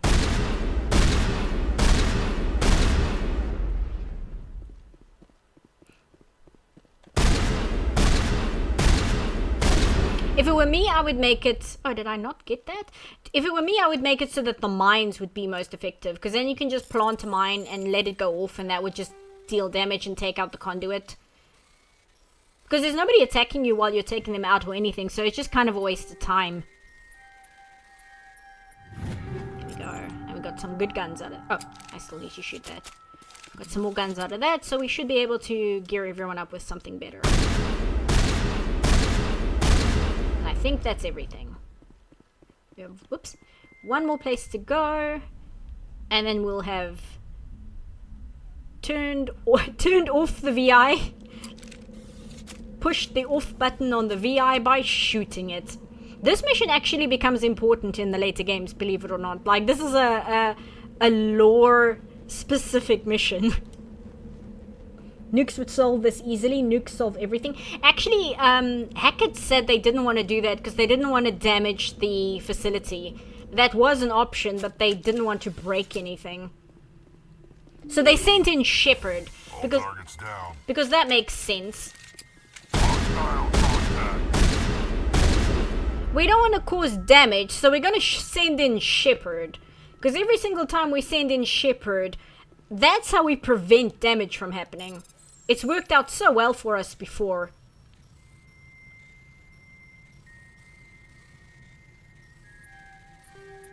Ah, how am I stuck on that? Okay, got some good stuff there. Okay, that's a power. If I shoot this, does this take out this shield, I wonder? Nah, taking too long. Bored now. I'm just gonna do it this way instead.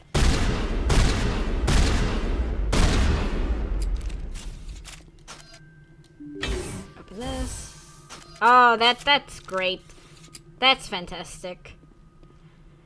Look at them. Look at them. So that's going to be fun to deal with. I wonder if I can plant a mine.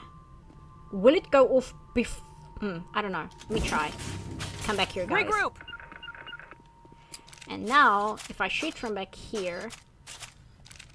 Actually, you know what? Before I do that, Garrus, come over here. You go over there. Terrain's too rough. What do you mean the terrain's too rough? Something's in the way. On me! Come here. Now this way, please. No, apparently they don't want to. They don't want to listen to me. Fine. Fine. Deal with it your way, I guess.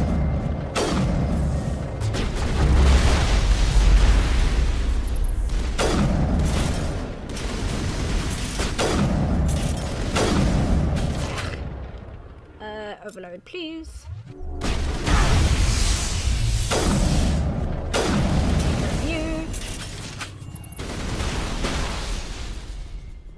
Okay, that actually went much better than I was expecting it to. How are they still alive? I don't know. If you mean Rex and Garrus, I genuinely don't know how they're still alive.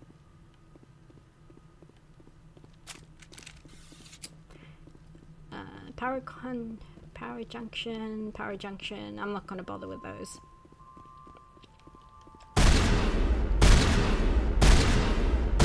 How did they teleport behind you when the barrier went down? I don't know.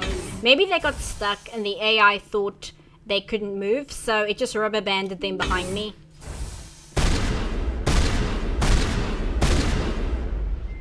They're so eager to say hi.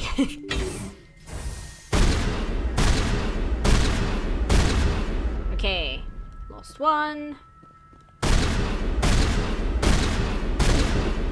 Switch to this.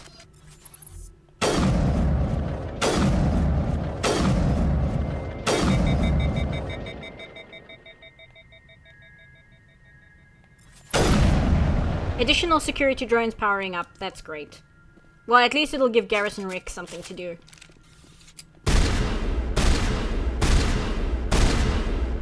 This whole section is like a puzzle, except the answer is gun.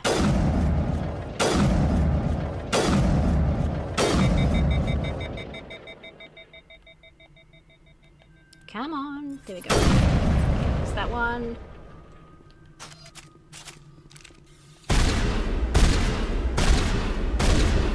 Switch guns. We don't want to damage the facility with nukes. Let's have a Krogan Battlemaster, a Turian Sharpshooter, and a Spectre have several firefights in the facility instead. Yeah, exactly.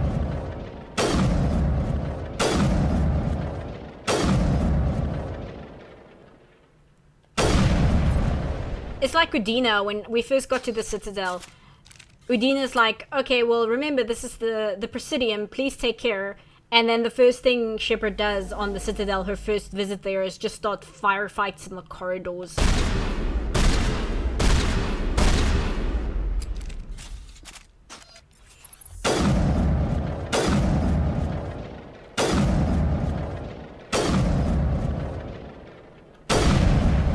Okay. Now, is there anything? Oh, there's still another room. Jeez. Look at them. Let's put that there. Get down! Okay, now I think if I overload it, I'll actually hit Rex.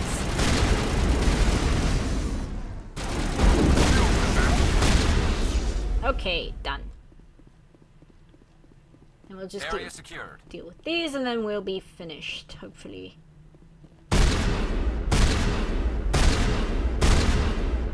I mean, isn't this facility for training soldiers, so of course the answer is gun. I guess so.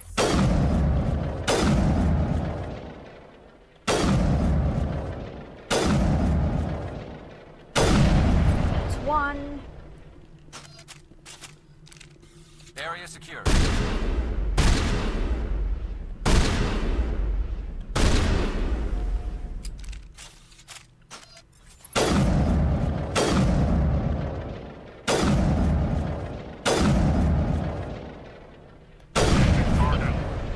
I just have to be patient and not like overheat the gun immediately.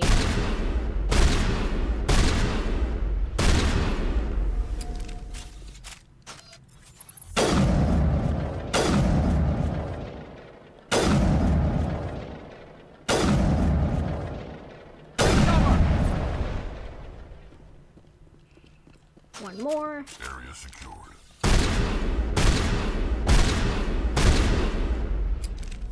I'd like to imagine Garrus is saying to take cover because Shepard is just causing massive shrapnel to go everywhere.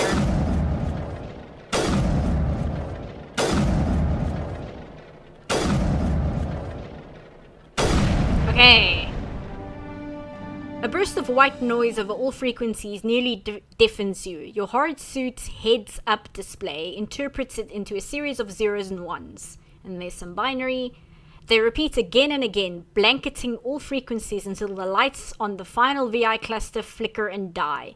Specialization class achieved. So I once used an online translator to find out what the binary says. That's just repeating on our heads-up display. That binary translates into the word help.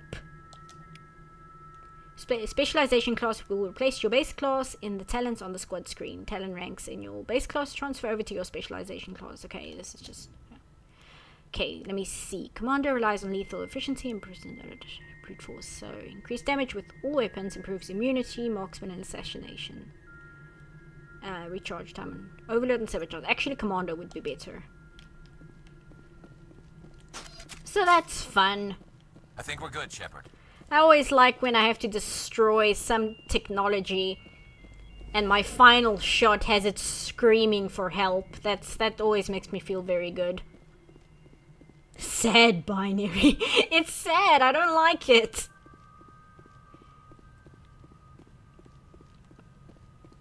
Mass Effect is one of those games that makes a good blueprint for dungeons, masters, and creating D&D campaigns. Basically, I mean, when they made the first Mass Effect, they had already done Dragon Age, not Inquisition, just the first Dragon Age game. And they were used to doing Star Wars because they did Knights of the Old Republic and Knights of the Old Republic 2. So they basically made Mass Effect as the Dragon Age games, but sci-fi themed, using what they had learned from working on KOTOR.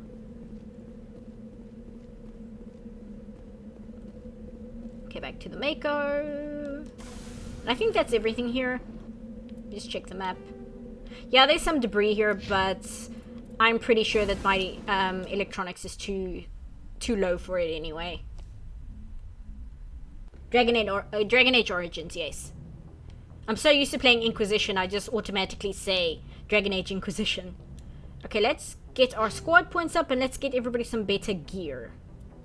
Let's see, sniper rifles. I'm actually using that a lot, so I'm gonna put some in there, and I want to put some in fitness, just so I can take a few hits. Let me just equip my main squad.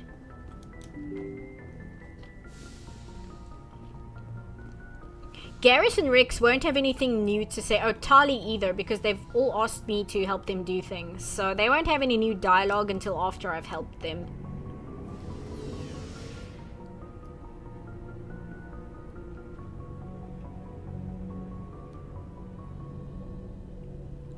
There's one YouTuber who beat the game without ever touching a gun. Not sure exactly what mission he did.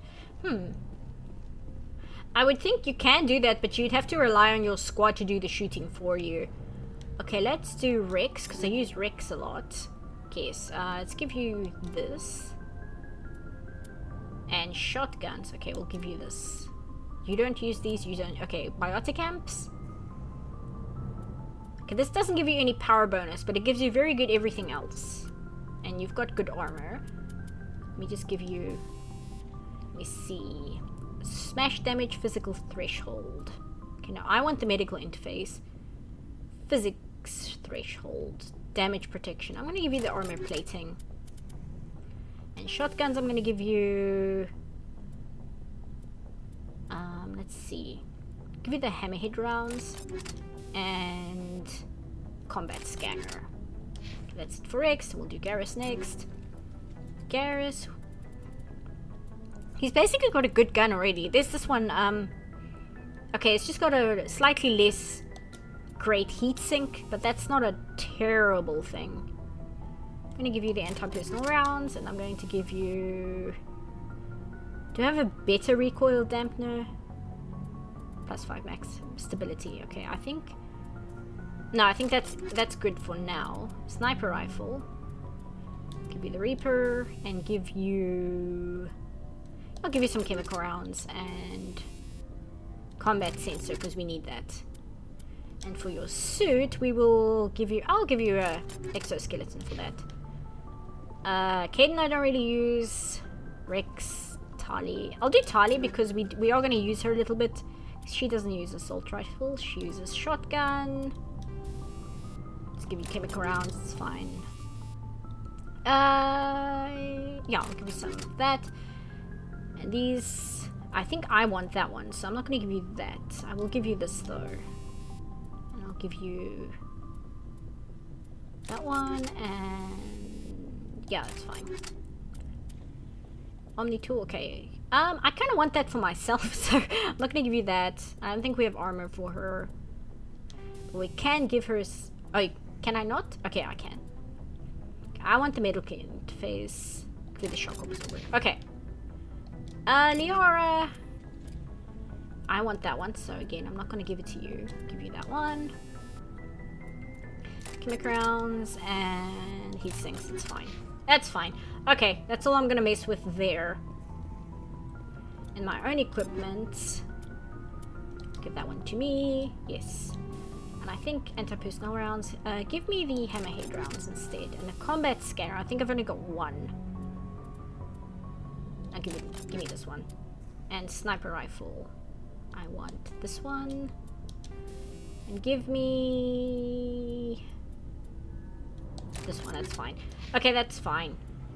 Oh, and I wanted to take the Omni tool. And I think that's right. What medical? Health generation 2 points. Oh, the one I've got is actually better than that. Okay, so I'm just gonna save that. Okay, carrying on.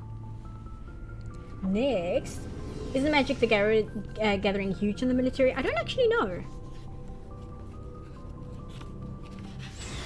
Let's see, we've done the crime lords.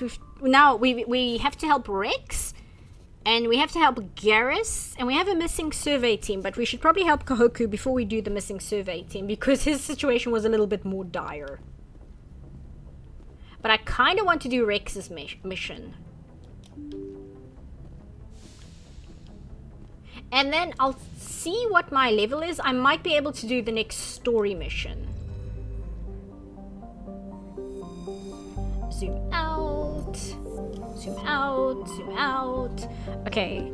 Rex's mission is in Argus Row. And it didn't give us a cluster, so we'll just have to look around Argus Row until we... oh, there's only one here. Okay, great.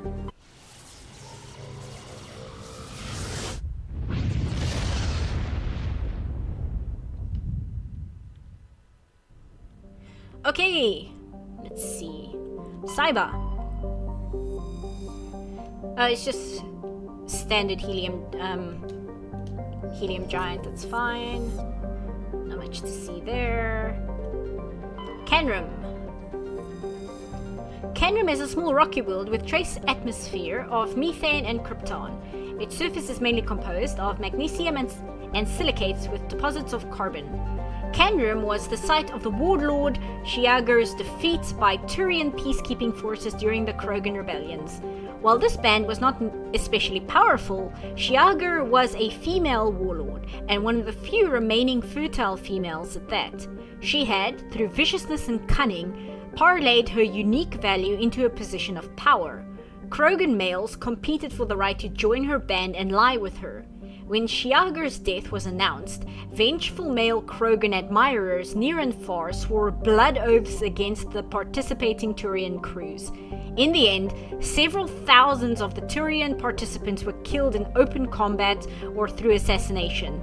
To this day, many Krogan proudly proclaim that they have the blood of Shiagar. Oh, we got Turian insignias! Scans of the planet Canrum reveal dangerous levels of radiation coming from orbit. Chief Engineer Adams conducted further scans and discovered the remains of an ancient warhead marked with the Parthia colony insignia. Okay, cool. So yeah, the guy who has Rex's armor, he would definitely be in a place like this. Like, that doesn't even shock me. Thear is a large gas giant with traces of chlorine and sodium in its atmosphere. It also has a significant amount of water vapor in the clouds of its upper atmosphere.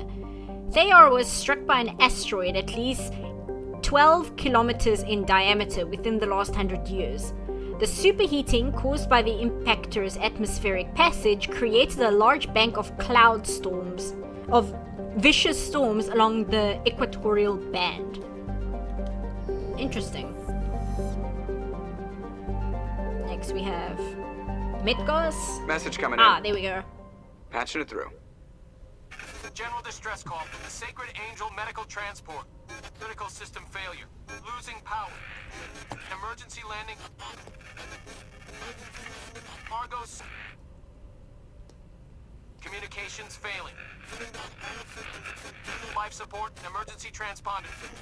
Won't last. Please hurry. That doesn't sound like Rex's armor.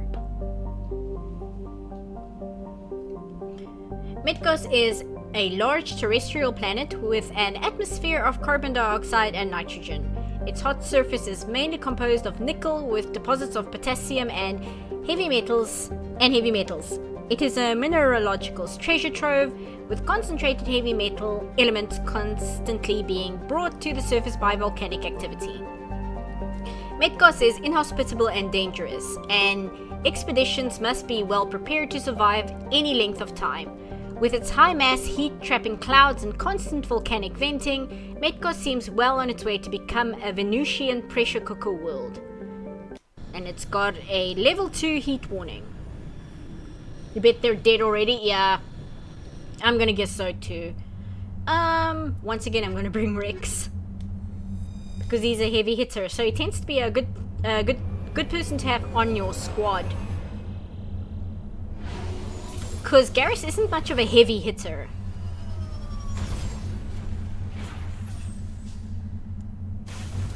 Okay, let's see. I'm here. Okay, there's transport signal here. Anomaly there. I'm gonna check out the transporter signal first, and I need to have some squad points. Garrus, we'll give you dampening because you're very low on that, and Rex, we're gonna give you some warp and some barrier. Okay. This way. Thanks for hanging out, Shady. More rocks over here.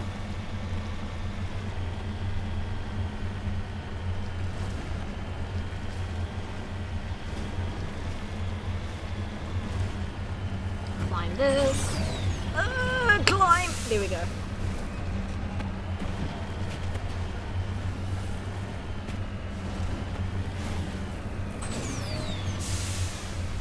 Oh, there it is. Found it. Okay, let's do this quick.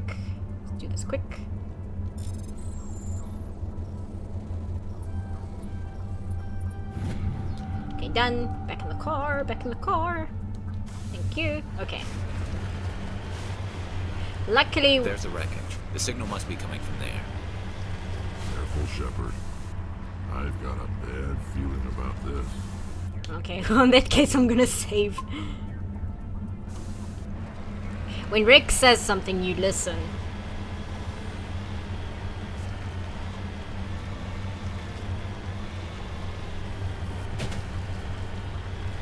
Oh, there it is. Okay, I see. Geth, it's a trap! Oh, Geth, okay. Ooh. Get out of here. Let's see. Okay, that's that. Oh, there you are. No wonder I can't see you. You're in the air. Now...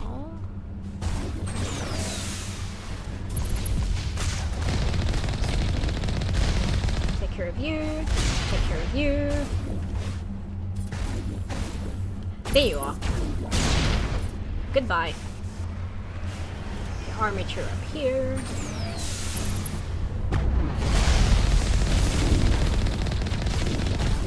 And now you... Go away. Okay, done. So that's all... Oh, can't save. That's all that was.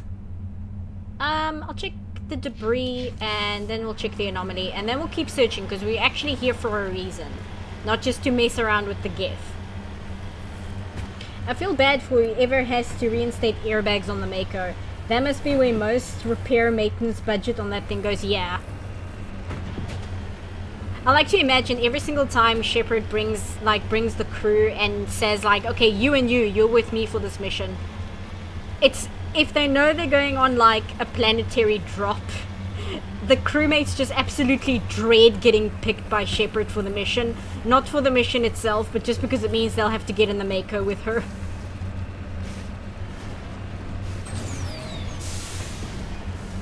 Go this way. Push through here.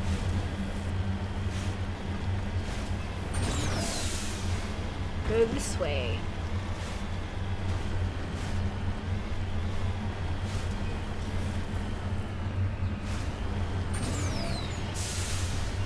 Luckily, with this being a lava planet, I don't think there are any Thresher Maws to worry about, because they can't burrow in anything, because it's just lava beneath the surface. Or magma, I suppose, is the correct term.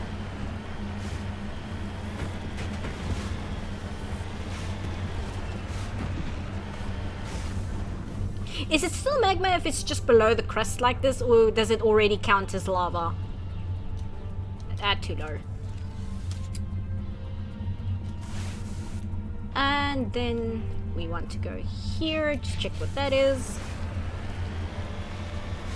I like to imagine that insurance companies refuse to cover anyone who drives a Mako. Yeah. Like, not even the Lion. Like, I'm not sure how the military works, like, in terms of insurance. No, because they get their funding from the government, right? Not sure where the Alliance gets their funding from, because they're not tied to any singular government. So I'm not entirely sure who funds the Alliance. But I am exceptionally uneducated as far as military structure goes. My point is, 80% of the Alliance's budget is just like repairs and upkeep on the Mako. That and like therapy sessions for PTSD specifically related to people who have to be in the Mako when the commander is driving. Those are the real questions. The Earth government... No, but Earth isn't a unified government as far as I know. Are they? I need to double check. I forgot if it's a unified government or not. I think it... Yeah, I think it is. Either that or it's been divided up into 5 governments. As far as I know. Because it's got the North American government, which is the US and Canada. And I think Mexico. And then you have the United European Government. And then you have Asia. Ah, there we go. Finally. Another Turian ship. Well, Turian escape pod. Not really ship. Turian insignia recovered. While searching the wreckage, you found a very old letter stamped with the Gothis colony insignia. Unfortunately, the text is indecipherable. Well, even if it was decipherable... Okay, get back in the car, I forgot. Even if it was decipherable, Shepard wouldn't be able to read it. She can't read Turian. Following her career as Spectre, Shepard became an award-winning demolitions driver. Hey Shire, welcome back. Okay, we're actually still looking for Rex's armor, so it's not on this planet. Varmalis. Varmalas has a thick atmosphere of nitrogen and helium. Its surface is scorching hot and mainly composed of alumina with deposits of borax. The planet has an extensive network of subterranean caves formed over the millennia by volcanic processes. In these relatively cool areas, some primitive life has developed. Interesting. Okay, I still don't know. Is it in the Hydra system? It must be, because that's where I wrote it down. Otherwise, I must have missed it. Let me have a look. Okay, I just said Argus Row. So it's not the Hydra system. What other systems? This is the only... Oh no, there's another one. I missed it. Okay, so it might be here at the Phoenix system. Most unrealistic thing in this game isn't the aliens, but the idea that the various countries of Asia got along enough to make a unified government. Scan for meteors. Okay, I don't see anyone. I'll try and see if I can spot a sparkle, but I don't think there's any meteors there. Vebenock is a small terrestrial world with a thin atmosphere of krypton and xenon. Its frozen surface is mainly composed of carbonaceous material, water ice, and low-density silicates. Rare but concentrated loads of light metal have been deposited by asteroid impacts. One hemisphere of Vebenock is covered by surface deposits of oxidized copper. Approximately 270 years ago, a Turian bulk gas transport was attacked by pirates in the Phoenix system. Damaged, it made a rough landing on Vebenock. The heat of the landing melted significant quantities of surface ice, and ruptured shipping containers spilled LOX across the surface. Before this evaporated and escaped Vebenock's weak gravity, it reacted to cause the widespread rust. So because one ship crashed on this planet, they have basically caused the entire planet to rust. Good job, guys. Okay, next we have... Who's this? Tuntao. Oh, here we go. Tuntao is an enormous low-density terrestrial planet with a thick atmosphere of methane and helium. Despite being nearly 20 AU from Phoenix, the star's great heat and the insulating thickness of the atmosphere make the surface surprisingly temperate.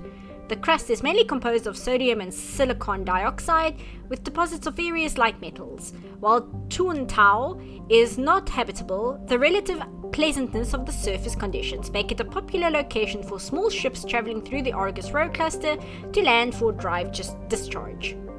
And it is a surface temperature of 21 Celsius.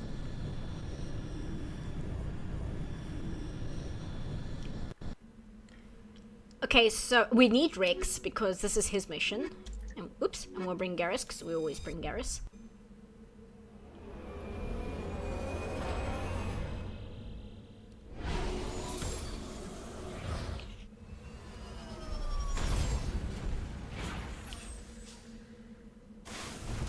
Yay! I want to check something before we move on. Okay, there's something weird in this planet and this specific lake. I'm gonna get out and I'm gonna see if we can hear it because I want you guys to listen to this. It's very strange. No, not Normandy. See if I can hear it.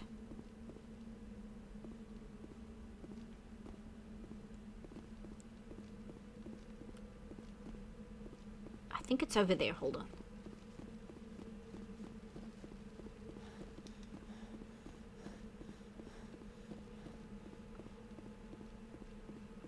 I should have brought the Mako. I didn't realize it was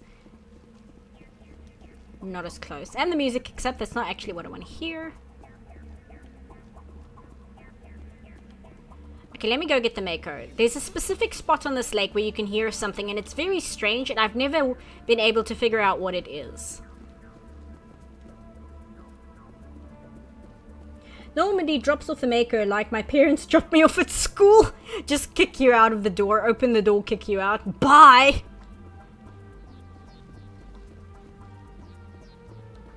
Okay, let's see. So I think it's closer here. I think it's over here.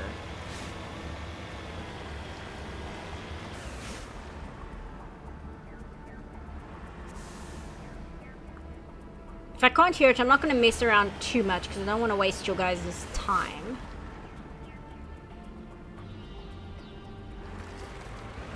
But I was here last time and I was very confused by this, so I remember this area quite clearly.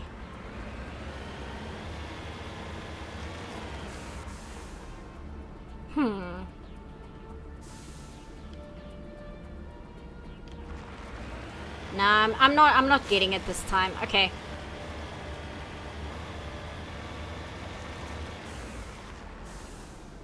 Which is disappointing. Okay, yeah, no, can't get it this time. That's a shame. Oh, there's a hidden structure here. Let's go check that out. There's a very, very weird noise that you can catch on this specific lake on this specific planet. And it's very strange. You can't waste my time if I'm procrastinating.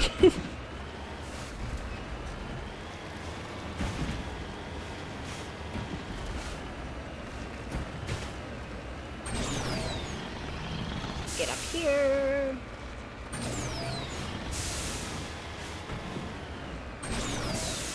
Oh, what is that? Oh, hello. I think this is where we need to go. Bye. I think this is where we need to go. Let's have a look. Well, we can enter the building anyway. Save.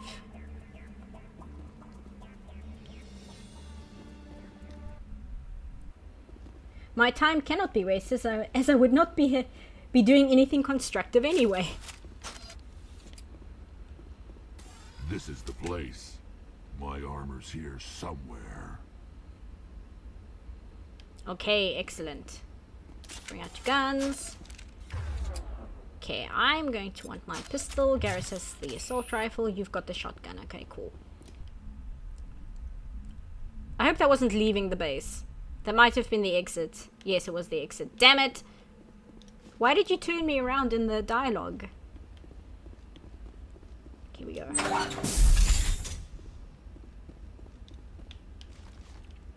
Okay, they're over there.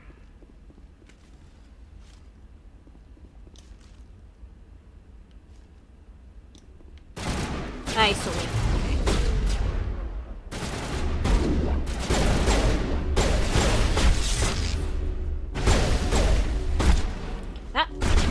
Oh, come on, that wasn't fair. Oh well. Try that again.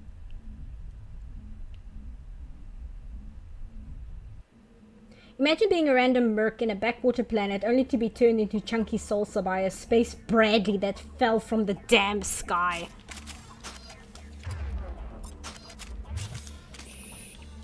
Get in the building. Again, Gary. This is the place. My armor's here somewhere. Okay, I'm gonna save because I don't want Rex to say that every single time, just in case I die again. Let's try that again. This time, hopefully with less dying. I'm gonna go here. I can't see him from there.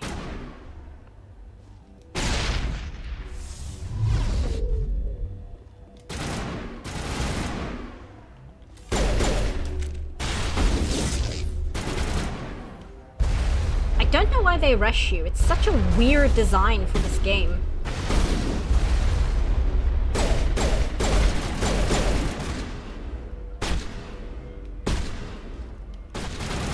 Okay, it's Garrus.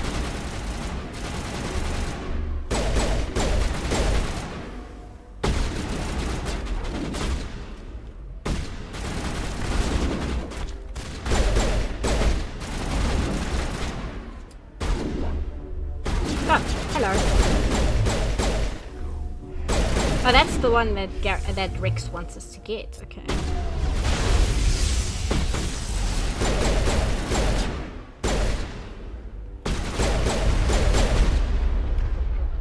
Okay, I can't do that yet. Let's do sabotage.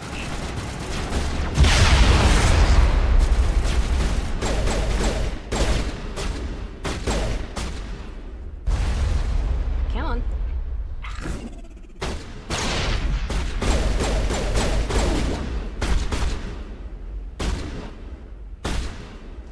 Oh, he didn't die. I thought we got him, actually.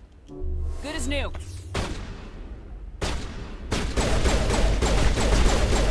Now we got him.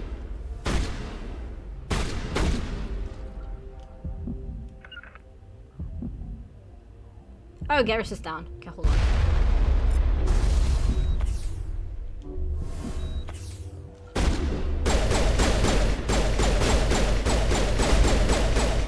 Okay. Still got some guys, because I can see them.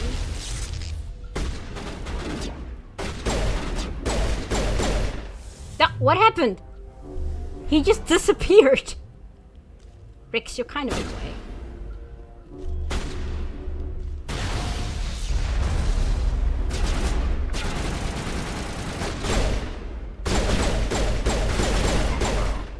Okay, I think that's everyone.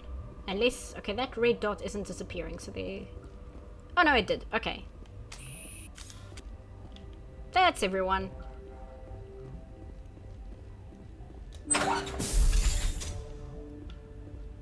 Grab the medical kit. Oh, they're still shooting, so there's someone left. Sniper.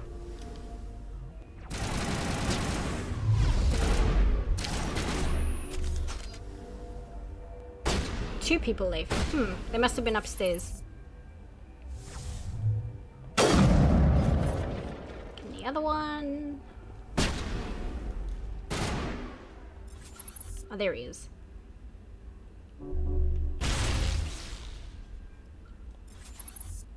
Ah, it's hiding. The AI in this game is very confusing to me. Just the first one, because they fixed it in the other games. I don't understand why the enemies rush you. And I don't understand why they sometimes camp and don't do anything. It's very strange to me. Okay, now that should be everyone. New cloaking technology? I guess. It makes you blip out of existence for a moment. Okay, grab that. Open this. What do you mean? Oh, decryption skill too low. I hope that's not what Rex's armor is in. Otherwise, we came all this way for nothing. I'll check upstairs. If that is where Rex's armor is in, we're gonna have to come back once my decryption levels up. That's really frustrating. But I don't think they would do that because... Oh no, it's not, because there's a little exclamation up here. Because why would they hide a plot-specific item behind any kind of skill-based lock? He cast Misty Step. Okay, let's see. Okay, no, this is where it is. Okay, great. I was about to be very upset. But I guess they accounted for the fact that maybe my decryption wouldn't be high enough. Okay. Easy decryption, yeah. See, it's more like it. This is it. I can't believe my ancestors ever wore this piece of crap. But at least I've got it back. That's great, Rex. I'm glad we could help you get it back. I might just be starting to like you, Shepard. Rex touches his grandfather's armor. His expression, thoughtful perhaps? Krogan are hard to read. Then he shakes off his bemusement and grips his gun with renewed purpose. Time to move on. Yay, so we can help Rex. Wouldn't he at least disappear into mist instead of just blooping out of existence? I don't know, maybe it's like advanced technology sci-fi Misty Step.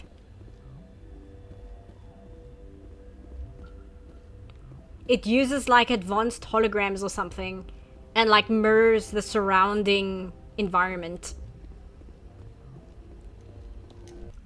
Okay, did that for Rex, and then we should help Garrus, and we'll go talk to them on the ship, and then I think we can do the next story mission. What time is it? It's 8 o'clock. Yeah, we can do the next story mission after that.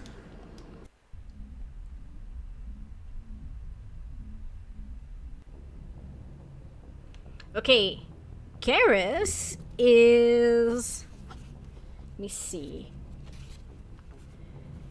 Garrus is in the Herschel and Kepler. I think Kepler is the cluster, and Herschel is the system. We just check these. Salto. Okay, it's just a standard helium giant. Any asteroids here that I might have missed? Nope, no asteroids. Okay. Patashi. Patashi is a sun-blasted terrestrial world whose atmosphere was blasted away millennia ago by the star Phoenix. The surface is scorching hot and mainly composed of iron with deposits of tin. Due to its relatively low density, Patashi is tidally locked to Phoenix. Seas of molten light metals cover much of the sunward side. Got some metal out of it. Okay, zoom out, zoom out. Okay, Kepler, Hades, Artemis Tau, Voyager, Attican Beta, Armstrong, Kepler. Not Newton, where's Herschel? Ah, Herschel.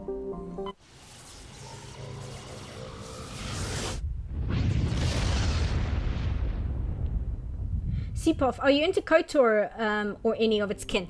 I recently started the first KOTOR because I was more into playing PlayStation than PC games. The only PC game I really played as a kid was Morrowind and like Age of Empires, things like that. I never played much beyond that. So I never played KOTOR before.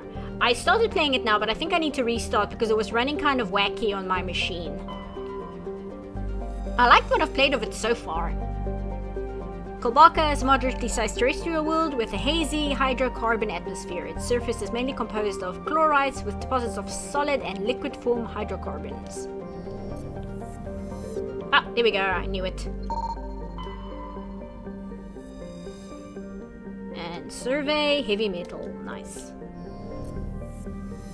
Whatever gets us money at this point. Ah, here we go, I didn't have to look for it, that's great. Let's just look at Klugon first. Okay, it's just... It has nearly 100 moons, is really the only interesting thing there. Okay, MSV... how do you say that? Fidel? The Fidel is a Kowloon class modular conveyor of human design. In addition to the standard cargo bay, the hull has several biological research modules attached. Registry, private owner, Dr. R. Hart. Okay, and Garrus, and I don't think we need Rex for this one. Let's bring Liara. We haven't brought her along yet. Okay, let's hit save just in case.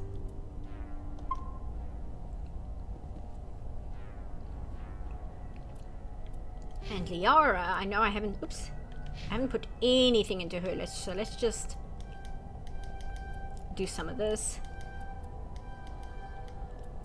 Oh, see, she's got electronics, we actually want some of that. Get some of that, get some of that, get some of that. Oh, and she's got lift, get some of that. Get some of that. And lastly, let's get Singularity up and running. Okay. Liara is on track. Let me save again because I don't want to do that again. Okay. I see red dots, so we're gonna have some fighting to do.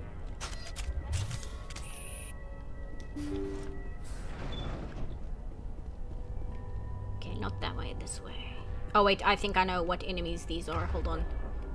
We're gonna need this.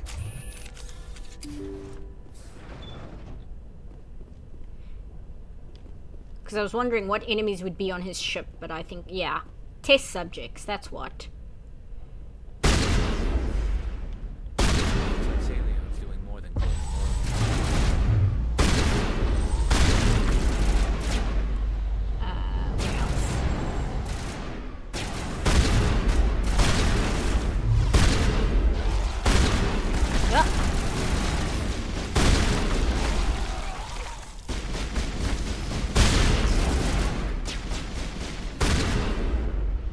Is that everyone?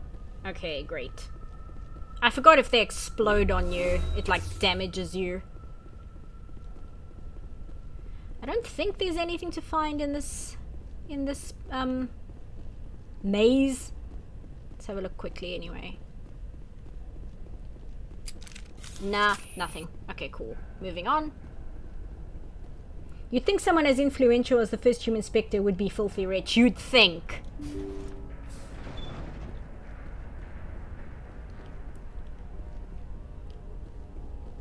This way. Oh, this is the controls. Okay. It's strange. Okay, nobody here. Oh, here we go. Thank you. Thank you for saving me from those things. Uh-huh. Commander, that's him. That's Dr. Saleon. What? My name is Hart. Dr. Hart. Please, get me out of here. Forgive me, but I wouldn't say that Hart is a traditional Salarian name. Now, I don't know much about Salarians, but that's no Salarian name I've ever heard. Are you sure it's him? Positive. There's no escape this time, Doctor. I'd harvest your organs first, but we don't have the time. Yeah, calm down, Garrus. Crazy. He's crazy. Please, don't let him do this to me. Calm down, Garrus. We'll take him in, drop him off with the military. But we have him. We can't let him get away. Not again. So you just want to shoot him in the head right here, Garrus? No.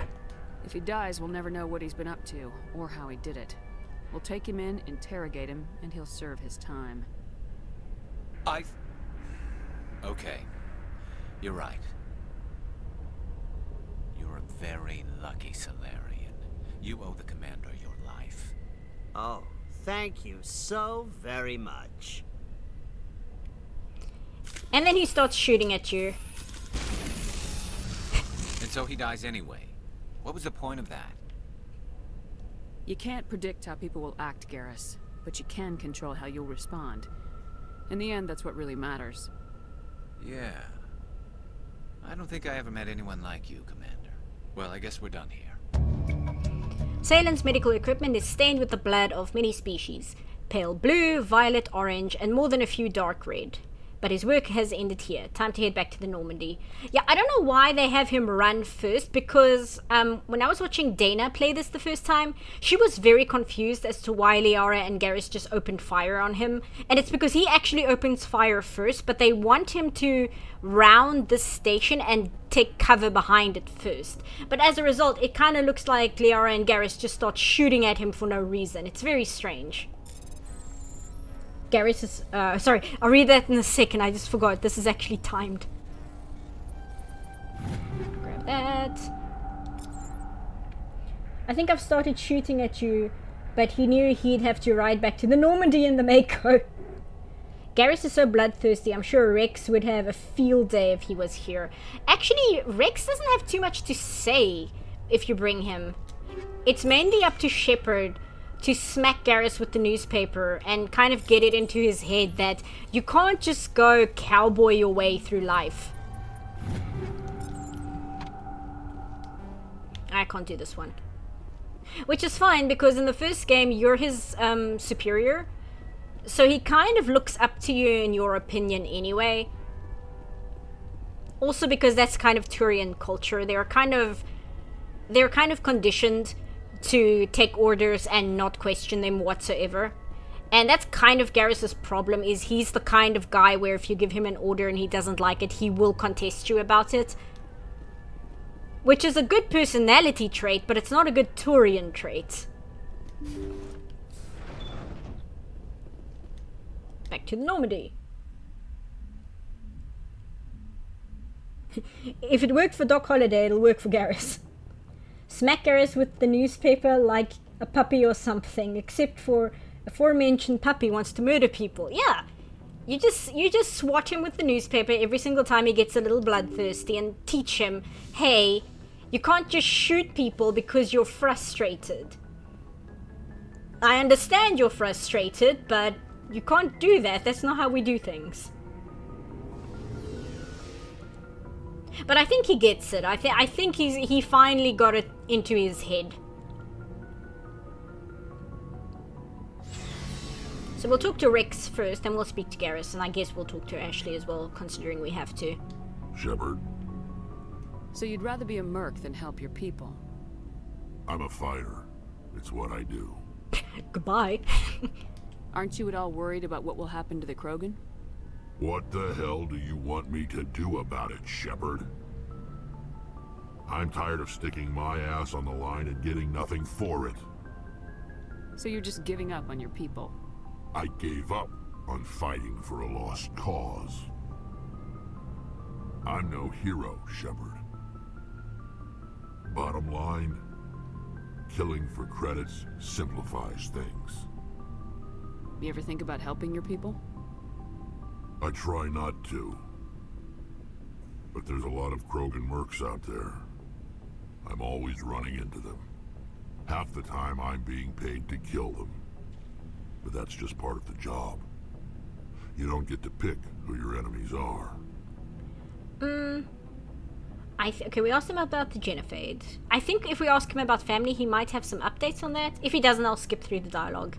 You must have family other than your father. Don't you miss them? No.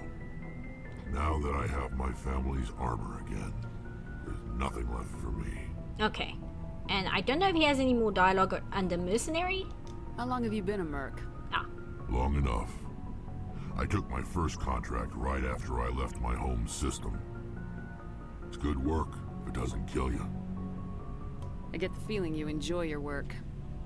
Sure. You get to see the galaxy on someone else's credits, and most days end with a good fight. I've tried more organized fighting, private armies and such, but it gets too messy. I fight best on my own, or in very small groups. I don't like people relying on me, and I bloody well don't like relying on them. And yet you joined Shepard's crew. That's interesting. So long, Rex. Shepard. Okay, we'll speak to Garrus in a sec, but let's speak to Ashley first, just so we can have spoken to Ashley. Commander? Do you have a few minutes to talk? One-on-one? I should get back to my duty, Okay. Skipper. Rifles don't maintain themselves. Not yet, anyway. I wouldn't mind talking more later, though. Dismissed, Chief. Ma'am? Okay, she doesn't have anything to say. Let's speak to Garrus. I know Liara. Tali won't have much more to say because she's still looking for some Geth parts which we need to give her, and she won't have much dialogue until we do that. Hey, Garrus. Commander, what can I do for you? What's up? Something bothering you? It's Saren. I'm starting to wonder whether we'll ever find him. He's always one step ahead of us, and he's got those damn Geth.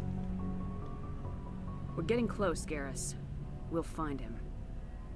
I wish I had your confidence. I just can't stand the thought of him getting away with everything he's done. I know you're doing everything you can, and if anyone can catch him, it's you, but if there's anything else I can do to help, anything, just tell me what you want me to do, and I'll do it. I understand your concern, but we will find him. Just make sure you're ready to go when we do. Yes, ma'am. You can count on me. Thanks for hearing me out. I appreciate it. Can I ask you something, Commander? Mm-hmm. What is it? Are you worried that the Council might be protecting Saren? I mean, they were really dragging their heels before. What if we find him, bring him back to the Citadel, and they refuse to act?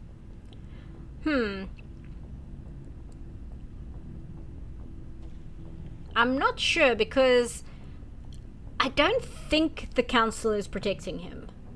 I think the Council is reluctant to accept that Saren is the monster that we are accusing him of. But I don't think they're protecting him.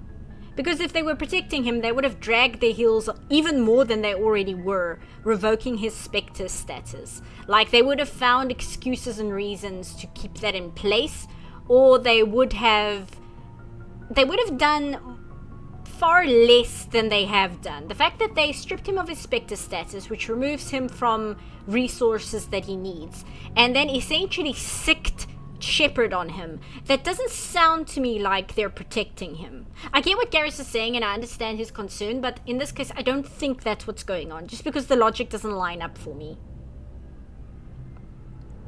Hey, Magic Medic. I get the feeling this isn't a question. Speak your mind, Garrus. Well, maybe we shouldn't give them the chance, Commander. In my opinion, Saren's too dangerous to be kept alive. Too much could happen. He could escape, or the Council might let him go. If we find him, when we find him, I say we make sure we stop him permanently. So, Garrus is anxious. He's stressed out. If Saren won't listen to reason, if he forces my hand, I'll kill him in a heartbeat. But only if it's absolutely necessary. But what's the point in keeping him alive? It just gives him an opportunity to escape or convince the Council to listen to him. And what about the Geth? They might try to free him. We know more about Saren's plans than anyone. But what do we really know? If we just kill him, we lose the chance to find out. Yeah, I see your point. Do you really think there's more to know, other than the fact that he's a raving lunatic? Maybe, maybe not. But it's not a chance I'm willing to take. Yes, ma'am. Gotta grab the newspaper. No, I think this time he actually does have a point. Like, I kind of understand. He's just anxious and stressed out. Because it's not so much that he's not talking about the fact that, oh, we should mow down anyone that stands between us and getting Saren. His concern is once we actually get Saren, that something is going to go wrong and that the galaxy will be put into danger. That is his concern in this matter. It's not so much the disregard for civilians or any of that. Like, I feel that's more of a valid concern. And that's why I feel like Shepard doesn't shoot him down. No pun intended. She hears him out and she actually reassures him and lets him know that if needs be, she will put down Saren. But she's also just she's just kind of trying to talk him down from that being the number one response. Because there's more to lose in not learning anything than there is just putting him down immediately.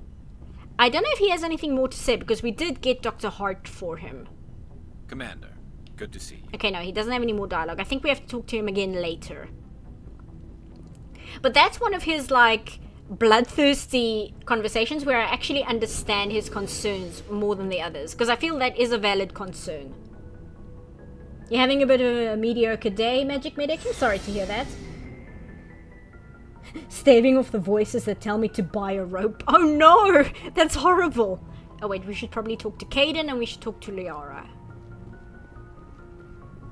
I thought you were going to say staving off the voices telling you to spend all that money on Baldur's Gate 3.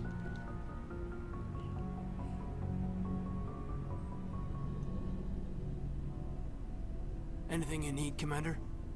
Thanks for hanging out, Watchface. I'll be going for a little bit more because it's only 8 o'clock here. I started a little bit earlier just because I'd have more energy and I mean I had the opportunity and it's the weekend. So I'll probably be going for a little bit more. I do want to do one of the story missions. So we will be doing that and that'll go on for quite a while. Just trying to get a sense of where the crew's at. Thoughts? I've wasted enough of your time for now, Commander. We'll have time for personal debriefings later. We'll talk later, Kaidan. I'd like that. Okay, Kaidan doesn't have anything to say. I don't have anything in my locker. I want to grab some Metagel because I keep forgetting to grab some. Okay, we were full up. See if Liara has anything to say.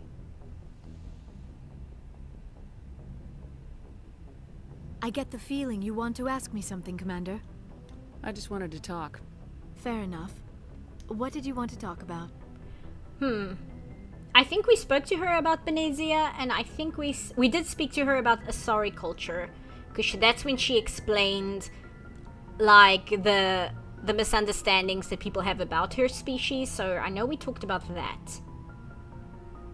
No, we did talk about Benezia, because that was right after we had that weird flirting. I should go. Goodbye, Commander. And I said that it would kill the mood, but we have to ask her about Benezia to find out where she stands. So we did actually discuss that.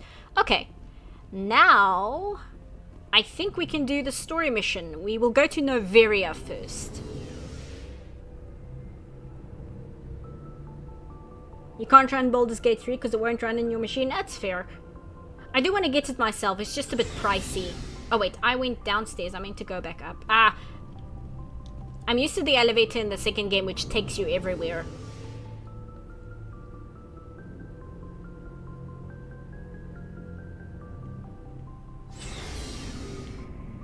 A friend of mine whose library I share on Steam has it though, so I might be able to play it, but I don't know. This machine doesn't have the hard drive space to install it because it's 120 gigs. So I'm not sure I'll be able to play it right away. Okay, now we want to go to Noveria.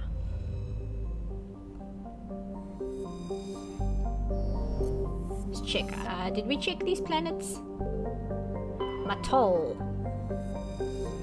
Several attempts to chart Matol have been made, but none have been successful. By normal standards, a small rock planet, Matol has a dense atmosphere composed of carbon dioxide and argon, with a surprising amount of water vapor. Fogs and rain are common on the barren, lifeless surface.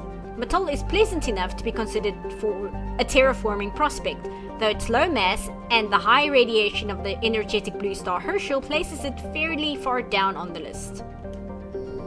And then we have Tungle. Tungle is a massive terrestrial world nearly twice the size of Earth, with a dense atmosphere of nitrogen and ethane. Its scorching hot surface is mainly composed of iron, with extensive deposits of heavy metals and radioactives. It is a mineralogical treasure trove, and many corporations are lobbying for mining rights. What is that green spot on it? Should have told me more about that. I think we checked everywhere else. Okay, to Noveria, and on with the plot. Pax. We grab something to drink. Thanks for hanging out, Shire.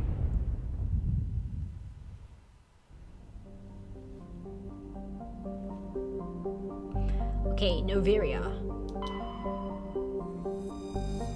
Noveria is a small frozen terrestrial world, barely habitable by conventional definitions. It is privately chartered by the Noveria Development Corporation, who lease out labs to perform research too dangerous or controversial to be performed elsewhere.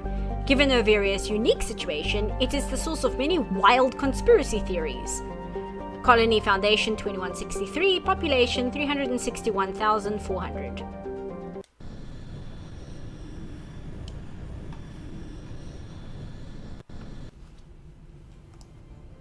Approach control, this is the SSV Normandy, requesting a vector and a berth. Normandy, your arrival was not scheduled.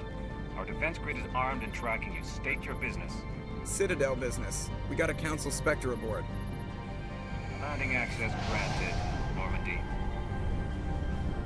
Be advised, we will be confirming identification on arrival. If confirmation cannot be established, your vessel will be impounded. What a fun bunch. I think I'll take my next leave here. Okay.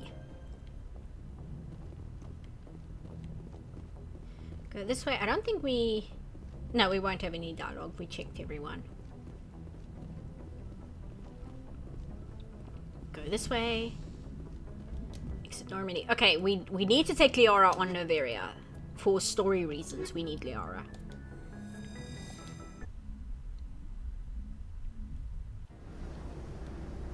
Equalizing interior pressure with exterior atmosphere. Logged. The commanding officer is ashore. Exo Presley has the deck. You did the Pharaoh's mission first? Yeah, I think they want you to... It's weird because they want you to do Noveria first, but it's basically required... Well, it's not required, but you need Liara in your party for story reasons for this mission to really be impactful. So it's very strange to me that they don't steer you very insistently towards Liara first. That's far enough. We're not here to cause problems. This is an unscheduled arrival. I need your credentials. I'm a Spectre. My name is Shepard. Load of horse crap, man. We will need to confirm that. Also, I must advise you that firearms are not permitted on Noveria. Sergeant Sterling, secure their weapons.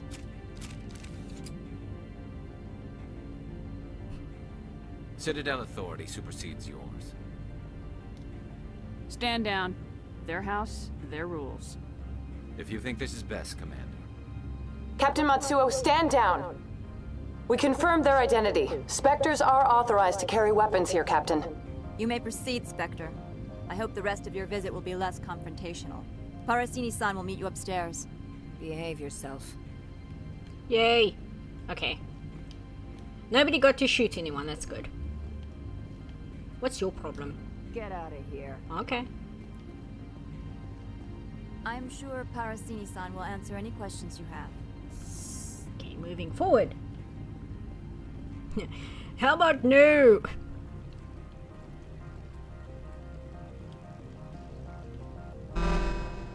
Weapons detectors, don't mind the alarms. I am Gianna Parasini, assistant to Administrator Ananias. We apologize for the incident in the docking bay. I appreciate your help. You're welcome. You understand our security chief was only doing her job. One of my duties is orientation of new arrivals. Do you have any questions? Pretty heavy security for such a small port.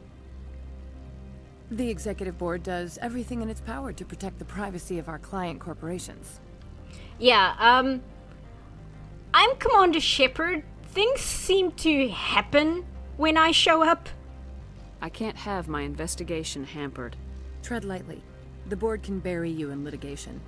You'd need an Asari lawyer to see the case through. No, not more paperwork. Has anyone unusual passed through here recently? Unusual? An Asari matriarch passed through a few days ago. Lady Benezia. Benezia? She is here? Can I speak with her? Benezia left for the Peak 15 research complex days ago. To the best of my knowledge, she's still there. Could you tell me how to get there? You'll need to ask Administrator Ananias for clearance to leave this port. Where can I find the Administrator? His office is on the main level, left at the top of the elevator. Understood. Can we go in now? Of course. If you need any help, you can ask me at the Administrator's office. She is here. I can't believe it. I imagine you want to talk to me, Shepard. About my mother.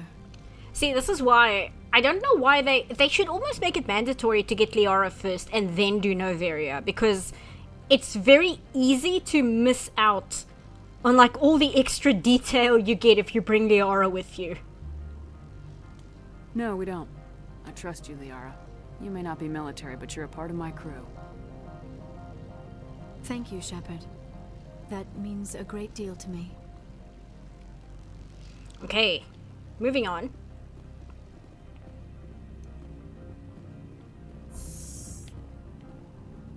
Welcome to Port Hanshan, the galaxy's most respected site for independent scientific research and development. For your own safety and to protect the privacy of others, you are required to obey any directions given by our security personnel. If you have questions or concerns, our friendly administrative staff is always available. Thank you, and enjoy your stay. Okay. Hello. The managers warned us about you.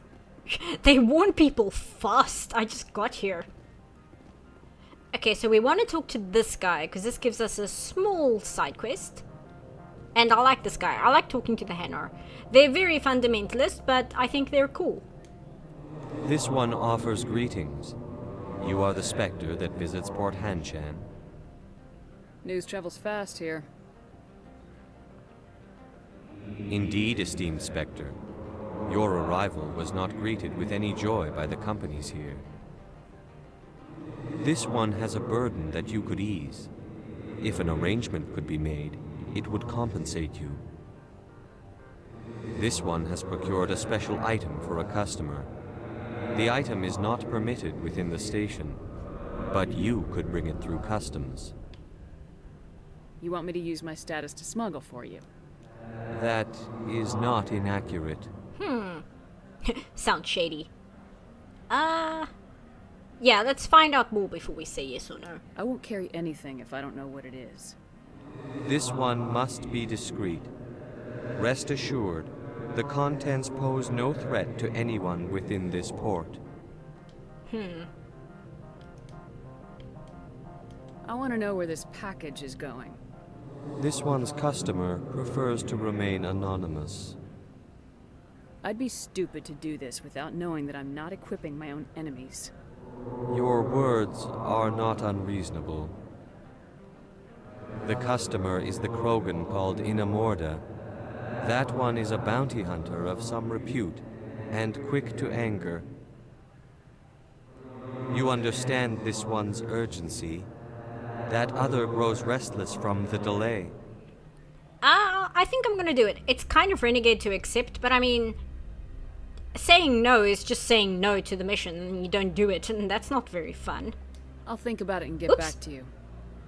This one humbly begs the other to consider its request. I did not mean to hit that, so let's just say yes. Has the other reconsidered this one's plea for aid? Yes. Alright, I'll help. This one humbly thanks the Spectre. The package will be delivered to your vessel. All you need do is bring it to this one. Please do not mention this to Administrator Analaeus. That one would levy fees. Is there anything else this one might help you with? I think... No, you know what? We just bought some things. I'm not going to worry about that right now. I'm just browsing right now. This one awaits your return. Now, I know there are several... Oops. I know there are several ways to do this mission. I'm just not entirely sure, because the Krogan that he's talking about, you can actually see him in this facility, and you can't really interact or talk to him if you do the mission the way I'm about to do it. So I'm not entirely sure how else you can do this mission, but I imagine every other way is extremely messy, and I don't actually want to cause problems for the Hanar. Mainly because I like the Hanar. And the guy he's talking about, I mean, even when you see him in the, I don't know what it is, a bar or something, he's very bad-tempered. So it's not that the Hanar is lying or anything. So I'm very curious the other ways in which to do this mission, but I don't feel like trying the other ways because I feel like it's gonna make me feel bad.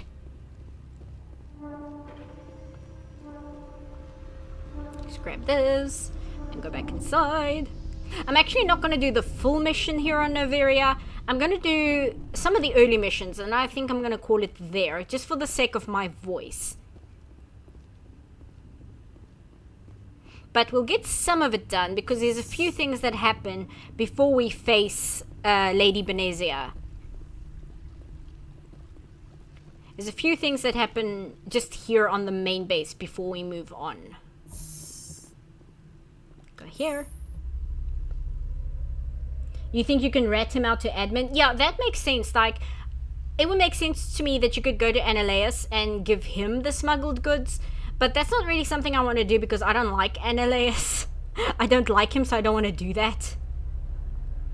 And I'm worried if you hand it over directly to the Krogan, that the Krogan will come back and make this guy's life hard. And I don't want anything bad to happen to this guy. Greetings, Spectre. Have you brought the package? Here you are. The Spectre has done a great service for this one. From the deepness of light, it thanks you. This one promised compensation for services rendered. It humbly suggests that a sum of 250 credits would be most appropriate. That's barely anything. Would you have had any chance of getting this past customs without me? You can be a bit more generous. The other's words possess the discomforting ring of truth. This one could raise the sum to 500 credits. That is half this one's profit taken by the other. It can offer no more. That's thoughtful of you. This one is glad to have come to an agreement. I'm just browsing right now. This one awaits your return. Okay, so let's speak to Analaeus. Hello. I'm on duty, Spectre. I shouldn't be talking to you. This place, I believe the first Mass Effect, I think all of them, but especially the first one was made by the Vancouver team. Because this entire section reminds me so much of Vancouver. Like, this entire area, there are so many buildings in Vancouver which are basically this style. Go through here. Oh, something pleasant that's actually happened today. I saw Top Gun Maverick, and now I'm obsessed. I still need to see the first Top Gun, actually. Which is weird, because that'd be the kind of movie that's exactly up my alley, but I just haven't gotten around to it yet. Hello, Parasini. Again. How can I help you? Garrus just walks away. How large are the facilities here? We have 17 research complexes built into the mountains. Each is a self-sufficient facility housing a staff of hundreds. Tell me about the companies that work on Noveria.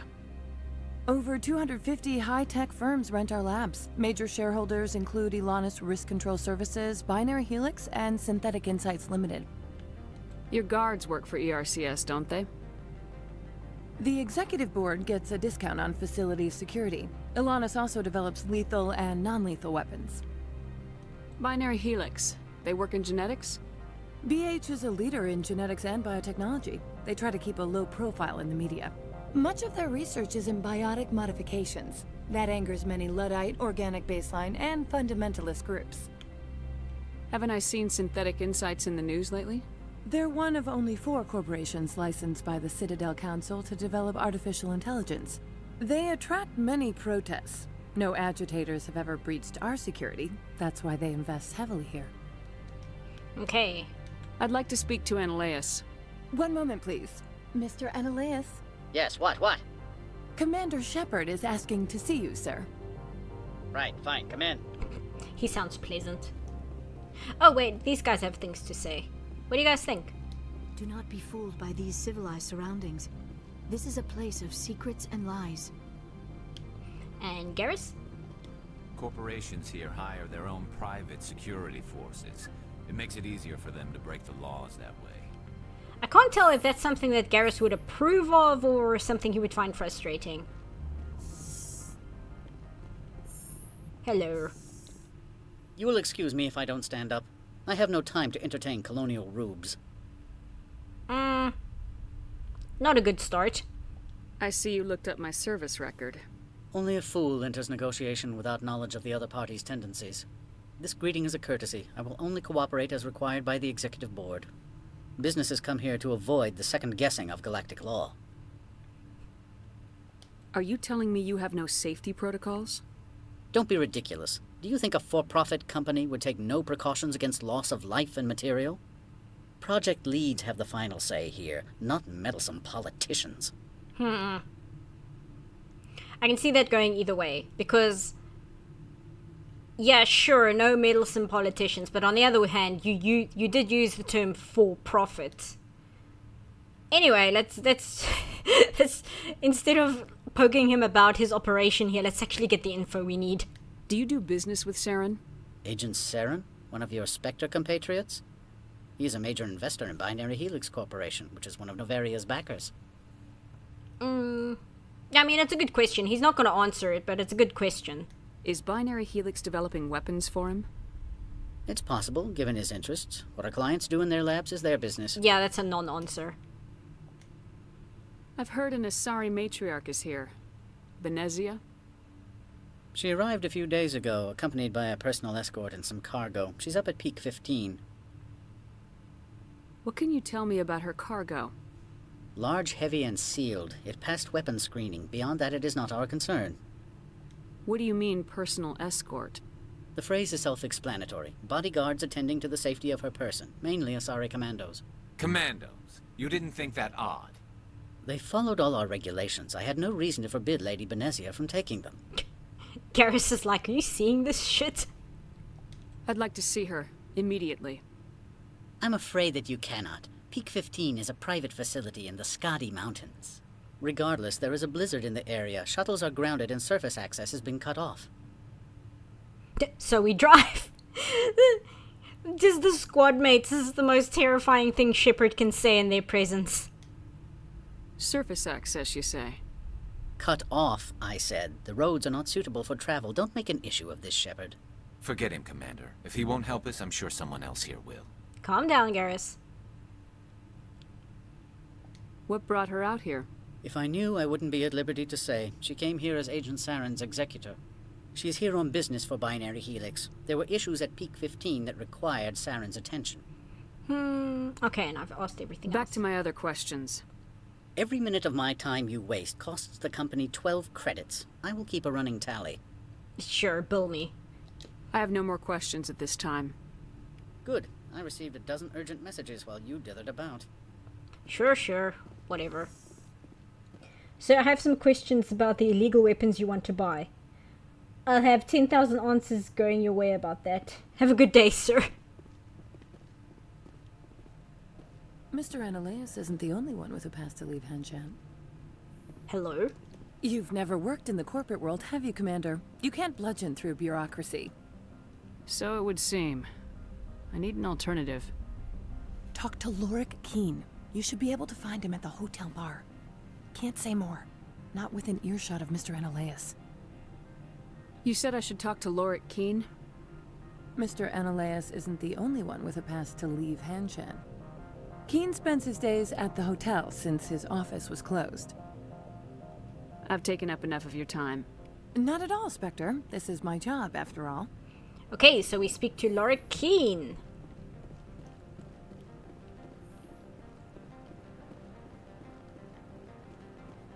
Go through here. Yeah, like I was saying, there are so many buildings in Vancouver that look exactly like this. Like, I have seen this exact fountain outside. I don't even know what the building was. It's just this massive building. I know there was like a banking establishment in it, and I think that's the one reason I had to go there once. Okay, that goes out there. This goes here. You just check the map because it's a little confusing here. That goes to the garage. This goes to the hotel. Okay, that goes to Synthetic Insights. Okay, yeah, so this is the right way.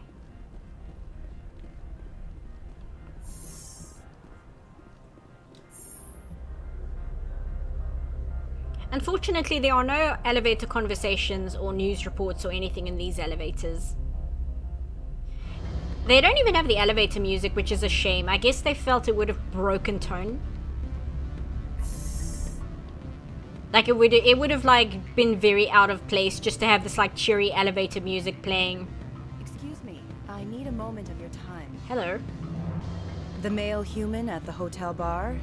He's a sales rep for Binary Helix. His name is Rafael Vargas. I need you to speak with him. Have we met? Do you know who I am? Everyone here knows who you are, Dullstone. Hey! That makes you ideal for my job. You are a known quantity, or so Vargas will think. He will assume you are here to investigate his company's dirty laundry. That will distract him from my real intentions. I mean, she's kind of already answered why she can't do this, but yeah, let's ask this one. I don't know anything about Binary Helix. What would I talk to Vargas about? I represent the Aramali City Council on Thessia. Our town is known for its biotic amp crafters. What is your city's interest in Binary Helix? They do not manufacture amps. Much of BH's work relates to biotics. There are rumors that the Noveria branch has flown in Asari biotics. Powerful ones. Commandos, to be specific. We want to assess any potential risk to Asari copyrights. You will present yourself as a buyer, on behalf of the Spectres or the Alliance. Discuss their military enhancement programs. Your real objective will be to distract him. I will give you a device that will crack into his personal wireless network. It will upload a variety of monitoring viruses. They will infiltrate Binary Helix when he logs onto their intranet. What's my reward? If I say this is illegal, I think that denies the mission, and I do kind of want to do it. Yeah, I think if I say this, Shepard just shoots her down. But I'll just say I'll do it. Yeah. Interesting plan. I'm in. Excellent. Here is the cracking device. You will know it is done when it beeps. I have assembled a dossier on Vargas. If you would like, I could brief you on his behavior patterns. Tell me what you know about Vargas. He is impatient with those who waste his time. I tried to get him distracted and off topic. He concluded I was not interested in his company's services. I noticed he has a tell. When a topic makes him nervous or uncomfortable, he has a tendency to rub the back of his neck. If you see that, press him on the subject. It may distract him enough to keep him talking. I quit. Okay, cool. I'll go see him now. I hope to hear from you soon. I'm just gonna save just in case I mess this up somehow.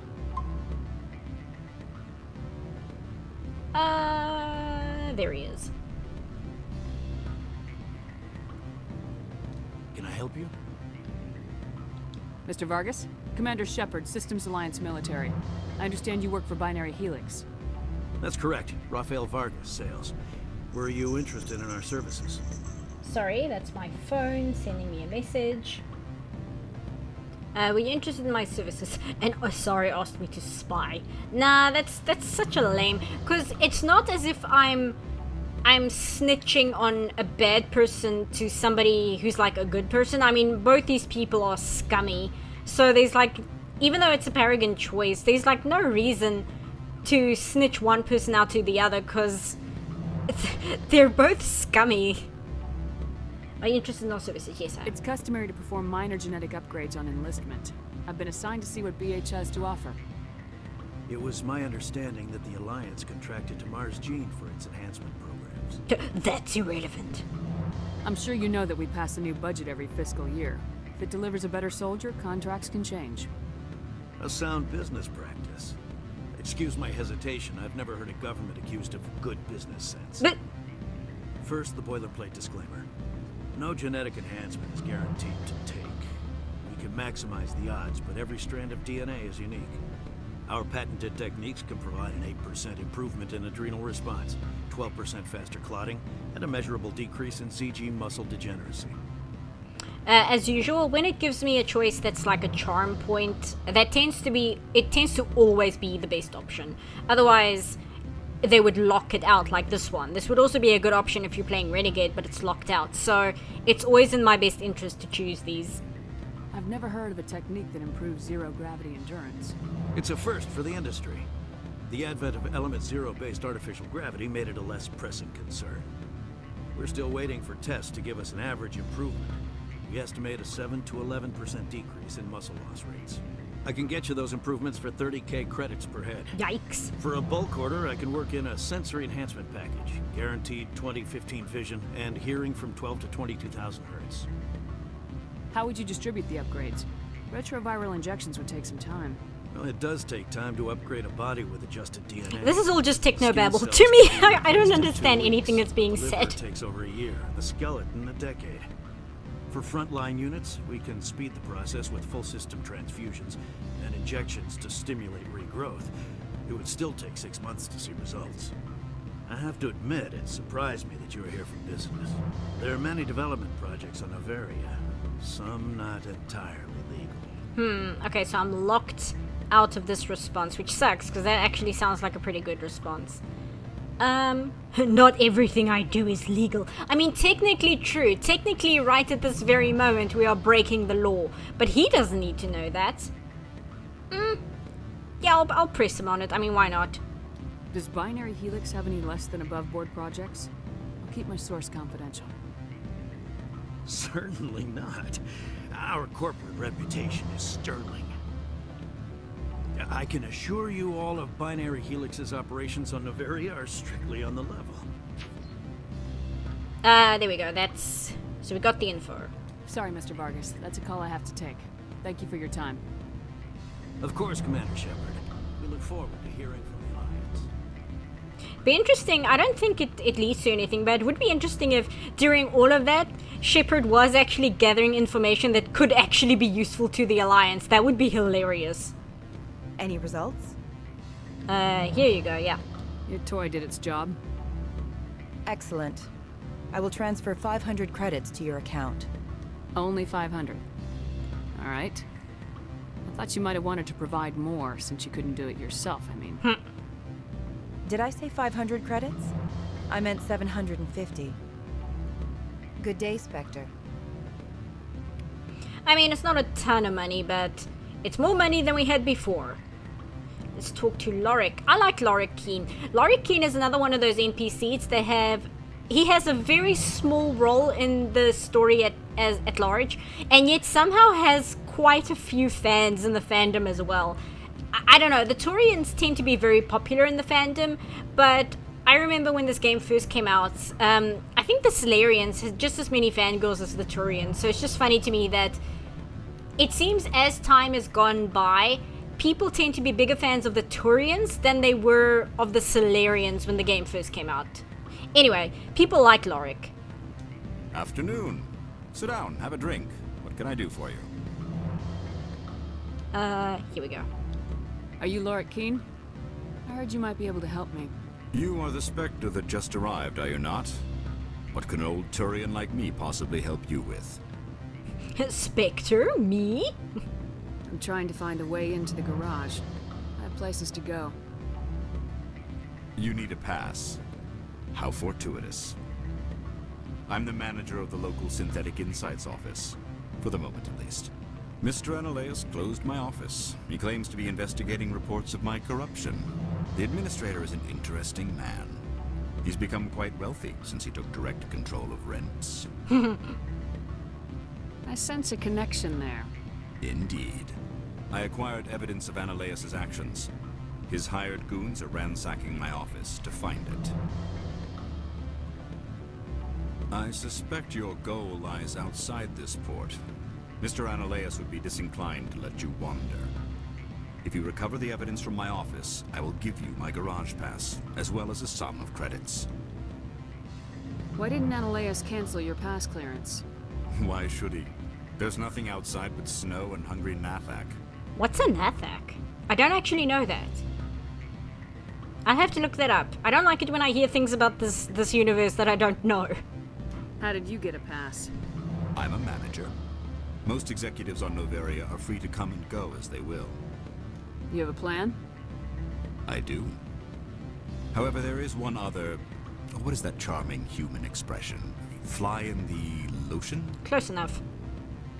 Violence against Mr. Analeas' thugs may be necessary. He has members of Hanshan's security team searching my offices. He's paying them under the table. Miss Matsuo is unaware of their outside employment. We'll figure something out. Don't worry about it. I'll focus on trying to get your evidence. If I'm lucky, I won't have to fight anyone. Excellent. Here is my pass into our offices. It will activate the elevator. The evidence is on my office computer. This OSD contains an encryption key to access it. Slide it into the drive and it will auto-execute. Oh, and do try to keep bloodstains off the carpets, would you? No promises. Okay, I know there's some cool stuff you can grab here. So let me just grab that. Okay, none here. Before we move on to raiding the guy's office. Nothing here, nothing there. Yeah, after I say there's stuff to find here, of course I can't find any of it.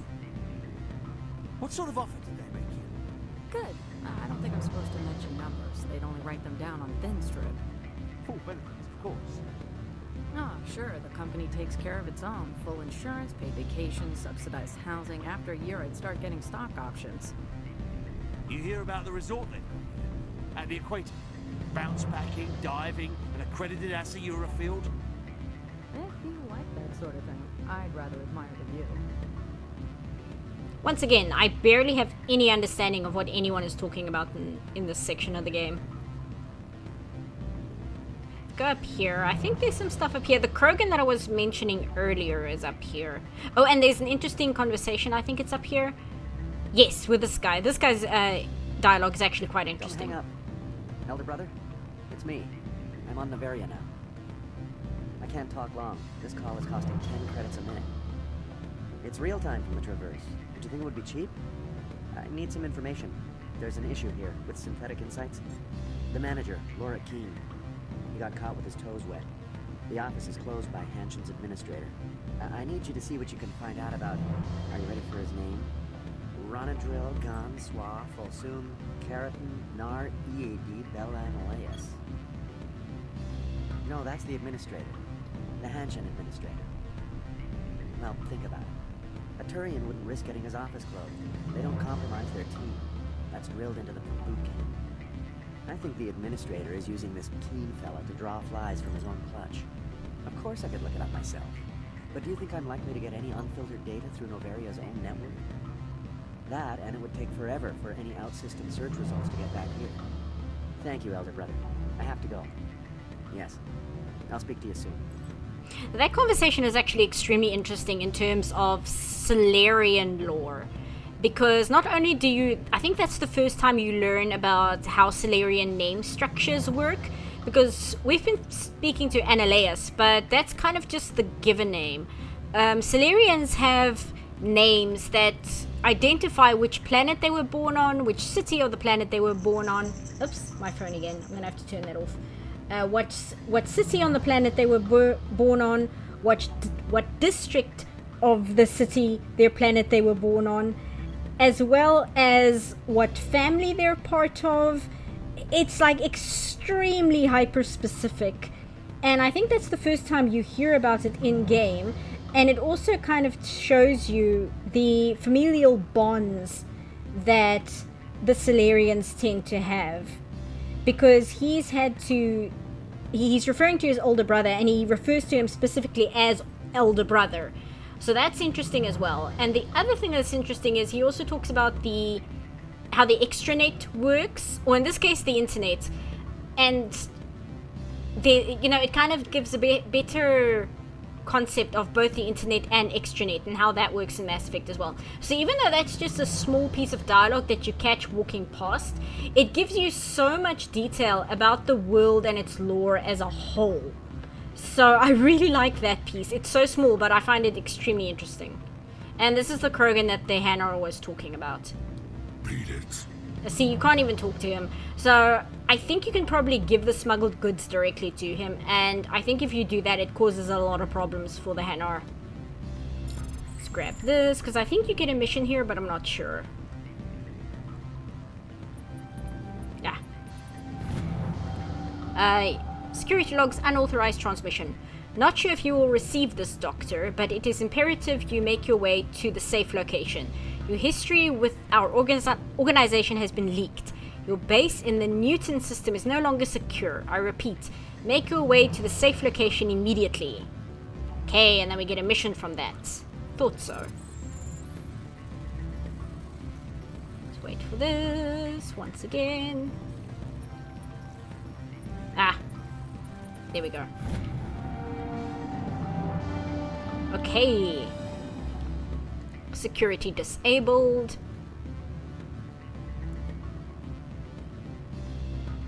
Oh, before we go up to Synthetic Insights, I want to talk to another character. I think that's the way to Synthetic Insights. Yes, it is, because that's the elevator that takes you there. There's another character here that I really like. I don't know why I like this NPC so much, but I think it's because it's a kind of Turian you don't really see a lot of in these games. And I think I want to speak to him first before we go to Synthetic Insights. Hello, sir. I'm here to spy on you. Great introduction. The thing is, like I was saying, they're both scummy people. So what really do you gain by snitching on her? Because guess what? He's just basically going to do exactly what she was going to do to him. It's just all just stupid company politics. It's not even bureaucracy. It's just weird. Like she was talking about copyright. It's all just a mess. And there he is, Lily Hyrax. I like this guy a lot. Spectre, right? Yeah, that's me. I used to be a military tech. Except for Maiko's people, everyone's too corporate here. They just sit around sipping expensive water. So what can I do for you today? He's like a bartender. You seem like you have an ear to the ground. What's happening around here? There's the problems up on Peak 15.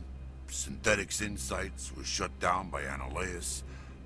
And the Matriarch came through. Oh, here we go. We can actually ask him about everything. Do you know where that Matriarch is now? You looking for her? She took a shuttle to Peak 15 before we lost contact. I think I like this guy because I like his accent. What sort of problems are there at Peak 15? Don't know. There's a blizzard up there, but we've had those before. Never cut the satellite uplinks before. 15's always had a lousy reputation. Nobody talks about what they do there. And everyone sent up comes back a little quieter. What was that about Synthetic Insights? Scuttlebutt says Laura Keene was on the take. Analeus shut down SI's offices. Quiet like. so no off-world lawyers come in on it. What do you do here? I'm the chief mechanic for Look at him smile. Just call me Lee. Humans have a problem saying my full name. Got a team of 12 under me, keeping the shuttles coming and going. When the Turians' mandibles flare like that, that's how they smile. Yes, here we go. How can I get into the garage? You need a pass. You can get one from Ananias or the managers, if you can polish enough gizzard. You have one, right? Maybe you could let me borrow yours? Sure. If I wanted to lose my job and get sued into the next spiral arm, security tracks card use. Yeah, fair enough. I have to go. You need anything? I'll be here. I think when I played this originally on the PS3, Lee does have clan markings on his face, but his clan markings color is so close to his skin tone that for a very long time I thought he wasn't wearing clan markings, and that's like super interesting for cultural reasons, because that kind of designates certain personality traits. But when I played the Legendary Edition, I saw, oh, he does actually have clan markings. They're just so subtle that it's easy to miss them. But Lee is like the only likable person on this entire base. I mean, Pacini, that's her name, right?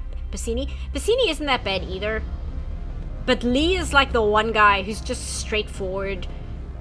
And he's not like shady. He's not scummy. He's just like the janitor. Okay, this way. I'm gonna do the Synthetic Insights mission and then I'm gonna call it a day. Let's talk to the doorman. Hello. I'm sorry. The hotel is off limits to those without a corporate account. Oh, he won't let me through. Interesting. I thought this was the way. Okay, it's not. Okay, I misremembered. Okay, that goes to the hotel. Okay, so I have to go back down.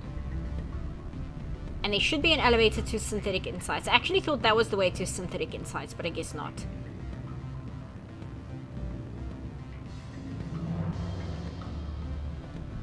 This way. We'll do some Codex stuff. We'll do some Codex stuff just before I finish up for the day. We'll do Synthetic Insights, then we'll do some Codex stuff, and then I'll call it. Because thankfully my power only goes off at 2 in the morning today. So I don't have to worry about finishing this stream before the power goes off. Okay, now where is this elevator?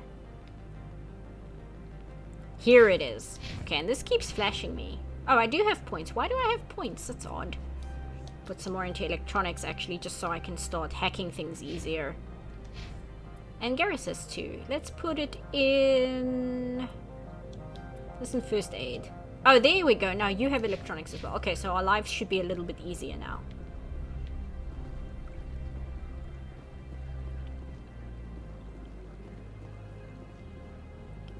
This way. Oh, I thought there was a door there. But apparently not. This is why I put a marker down. This place can get so confusing. The Brutalist structure is not the most intuitive in terms of figuring out where things are. Here we go.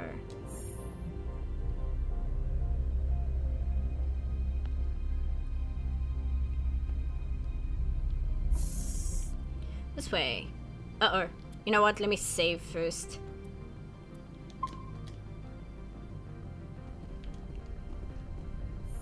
Hello. Freeze! Hanshan security. This office is sealed. I don't know if saying Keen let me in would be a smart idea, considering he was kicked out. Or what? What are you doing in these offices? The administrator's orders. Laura Keen is under investigation. Sorry about that. You're here illegally. Ananias is paying you to shake this place down. Does Captain Matsuo know you're here? Hey, I'm not the one who wants Keen. Ananias has a Varen up his ass about this guy. How about this? You pretend you didn't see us, we'll pretend we didn't see you. And then we end up shooting anyway, so I'm not entirely sure what that does. I don't know if it lessens the amount of people you fight, or if it's bugged, or what's going on.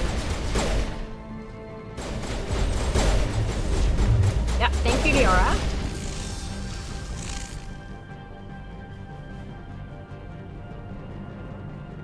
Okay.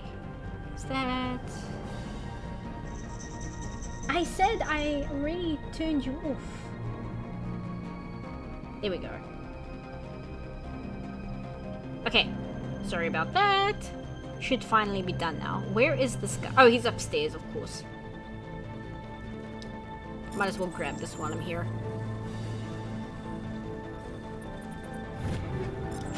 Grab that. Okay, nothing else. There's nobody there, so I'll come back for that. That's not my main concern. Oh, they're upstairs. Oh, there we go. I was about to say they're upstairs, but they're not. Oops, not what I meant to do.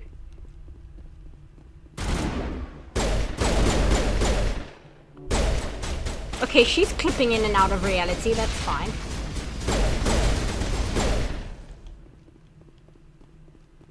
Is that everyone? I don't see anyone else on my map.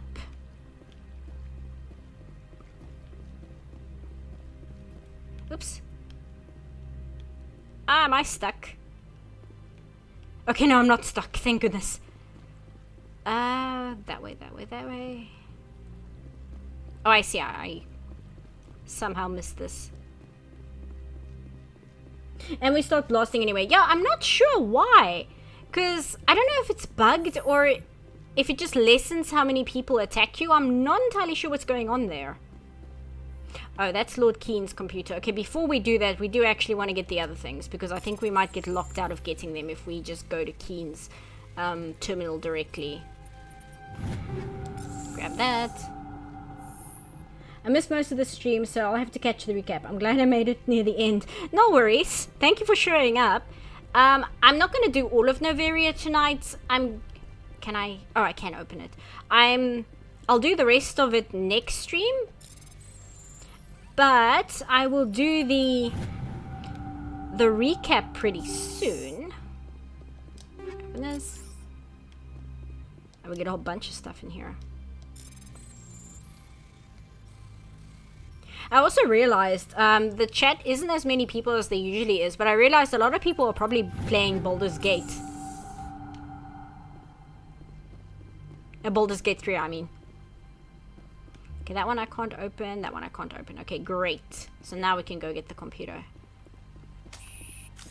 Is that something I can shoot, or is it a crate? No, it's just random environment assets.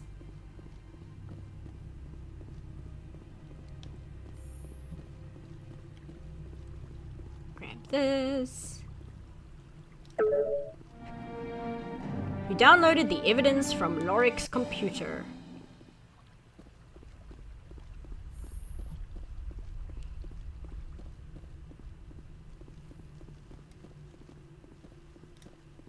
Hello. I don't think you're supposed to be in here, Shepard. I don't think you're supposed to be in here either. You have me at a disadvantage, Miss... Oh, now you're gonna show some respect? I'm Sergeant Kyra Sterling, Ilanis Risk Control Services. Ananias would throw you off-world for what you did here. I won't. You know what we did to cop killers on my world? Your men are dirty, Sergeant. You're here off-duty, breaking the law for bribe money. Yeah, what he said. I didn't want to fight them. They fired first. Ah! Well, I don't need a gun to rip you to pieces. Thank you. Meanwhile, Liara's just throwing them around.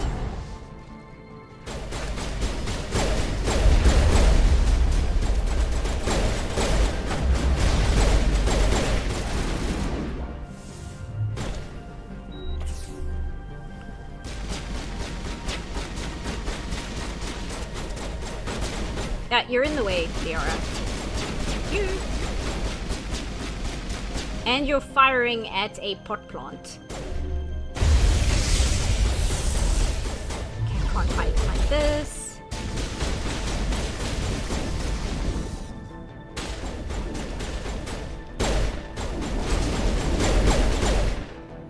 And I see two more red, but I think they're downstairs, which means I'm gonna fire from up here. Yes.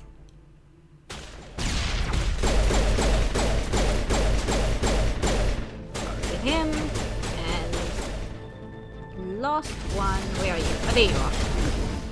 And you got him. Okay, excellent. Oh, here we go. And that's everyone. Let's go report to Lorik. Oh yeah, true. Baldur's Gate is huge right now. My friends are doing it too. Everyone decked out their chat group with the BG theme. Yeah, that's what I figured.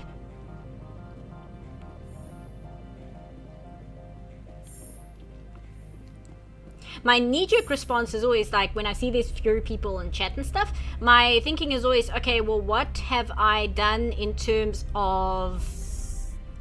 How can I put it? Not like, what did I do? Commander, hello. there have been reports of noise from the Synthetic Insights office. Would you know anything about it? Oh, I don't know. It's probably Ananias' thugs ripping the place apart. Smartass, huh? That's fine. I can work with that. Meet me at the hotel for a drink before you talk to Keen. I'll be waiting. Okay, like we were saying, it's not that I think like, oh, I've done something wrong. My thinking is like, something has obviously changed so that not as many people show up. And then I always think, is it something that I might have done which has affected that? Like, did I choose a wrong time of day, or did I choose a wrong day of the week? But in this case, I think it's entirely because Baldur's Gate 3 came out.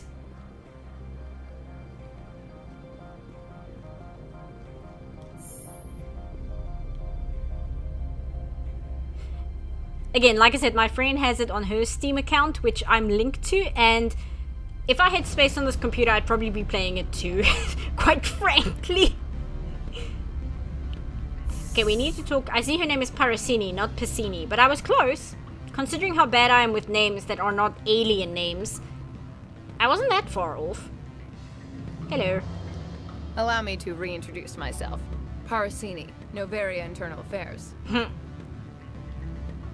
Why is an internal affairs agent here? The executive board knows about Ananias' corruption. I've been undercover for 6 months. I want you to convince Keen to testify before the board. With his evidence, this planet can run profitably again. I like Parasini a lot. Especially, I think the voice actress did a great job where she has like the corporate voice up until this point, and then when you speak to her here, she has a much more natural way of speaking, and I think that's such a subtle little change, but I really appreciate it, and it makes me really like this character a lot more. You work for Ananias. Can't you just take his records? He's a crook, not a moron. He doesn't keep logs on his computer saying, this month I stole 3 million credits. Keen's testimony and records are everything I need to prove Ananias' guilt in one package. Yeah. Why don't you ask Keen directly? I'm Ananias' secretary. You'd think he'd believe me? That he'd meet me in some dark alley with his evidence? Okay, fair enough. I thought corruption was the rule on Noveria. The rule is, don't rock the boat. Self-interest is tolerated if it doesn't interfere with business. Ananias is driving customers away. Ah, okay, I see. Sadly, the fact that this is all wrapped up in profits makes it far more believable that she's telling the truth than anything else she said. I do still need his pass, though. I need Keen's garage pass to complete my mission. You help my investigation, I'll provide whatever you need. Favor for a favor. Ananias is dirty. It might be best to help her. Look, Shepard, I don't like this either. You Spectres play fast and loose with the law. That's bad for business. Pay me. What's happening up on Peak 15? Before the weather closed in, Hanshan received a Code Omega signal from him. Code Omega means a terminal breach of safety protocols. No one goes up until the crew sends an all clear. That all you know? Oh, what if there's no... Oh, these are both good questions. Let's start with this one. That doesn't tell me much. That's all I've got. No one knows what's going on up there. And if the crew never sends an all clear? The executive board votes whether or not to destroy the facility. One antimatter warhead from the battle stations vaporizes all contaminants. So there is your nuking it from orbit, because it's the only way to be sure. How can I get to Peak 15? The shuttles are down, so you'd have to drive up. If you get Keen to testify, I'll get you into the garage. Pay me. I don't know why that abuses me so much. Yeah, Benezia. Do you know why the matriarch is here? Something to do with Peak 15. She arrived after we received their Code Omega, the automated warning of a containment breach. She came with an escort of Asari commandos. They took the last shuttle up to Peak 15 with a load of crates. We did ask this before, and she said she didn't know. Oh no, we asked Analeas, but maybe she'd have a better idea. Do you know what she had in the crates? No idea. The commandos wouldn't let anyone near them. They seemed heavy, though. Okay, no, she doesn't. That's what we can ask there. Yep, I'll help you. I don't see why not. It's kind of a everybody wins situation, right? Alright. I'll talk to Keen and see if I can convince him. Thank you. You know where I work. Come talk to me once you know if he'll play ball. Okay, and we speak to Keen. I keep seeing the name Lorik Keen, and I just like glancing at it, and I keep thinking it says Lord Keen. Always a pleasure, Spectre. Any news on that matter I asked you to look into? Yeah, about... Oh wait, I can ask him about Benezia. Did I ask... Did you see an Asari matriarch recently? Yes, she caused quite a stir. It's not every day a matriarch arrives with a guard detail of commandos. Yeah, I didn't ask him about this earlier. Is it so unusual to see a matriarch? They rarely venture beyond Asari space. To see such an esteemed figure is surprising. Lady Benezia was also dressed for her role. An Asari in a pinstriped suit set tongues wagging among the younger male employees, so to speak. Young males have an unhealthy obsession with my species. I mean, she's not wrong. Armed commandos were allowed on Noveria? I don't know if they were disarmed. Of course, one can't confiscate biotic powers. Saren, and by extension, Benezia, is an important person. By that I mean an investor who might sell stock, if denied. Once again, profits. Do you know why Benezia's here? She claimed to be Saren's assistant, here to get a certain project back on track. I suspect she meant Peak 15. I have a different question. Humans are full of questions. I should write a book about it while I have the time to spare. Sweats and shamefully looks away. It's a surprisingly self-aware statement too, considering that the Asari were designed by BioWare to be, like, sexy. Like, that was by design. I have the art book, and it's quite interesting what they say, like how they made certain decisions about their overall look, I guess you could say. I don't know if I asked him about this. I need to get up to Peak 15. Indeed. That might be difficult. A terrible storm has been unleashed up there. Yeah, I didn't ask him about this. I don't know if I had an opportunity to ask him. Are you referring to the blizzard? Of course. What else would I be referring to? Yeah, he's double talking me. I heard there was an accident. There have been unseemly rumors circulating along the lines of ancient evil and plague from distant suns. Amusing, no? Someone watches too many bad horror vids. Oh, I say goodbye, that's odd. I should let you go. Let me go. Do humans consider conversation a form of imprisonment? That would explain why so few are willing to sit and talk. You're weird, Keen. Always a pleasure, Spectre. Any news on that matter I asked you to look into? Anyway, back to the plot. I finished the job, but an internal affairs investigator contacted me. She wants you to testify against Analeas. Now that you have my property, you want to dictate how I use it? I have no interest in a public spectacle. Come on. Everyone on this station is chafing under Analeas' extortion. You might end up a hero. My employers rely on the goodwill of the executive board to work here. The board is investigating Analeas. They'll be more angry at him than at you. All right. It is obvious that I cannot dissuade you. Very well. I will testify. Make whatever arrangements you need with your contact. I will wait here. He's not keen on it. A female-only species? Yeah, an agender species. Although I suppose in the most biological sense, an all-female species, considering all of them can carry children.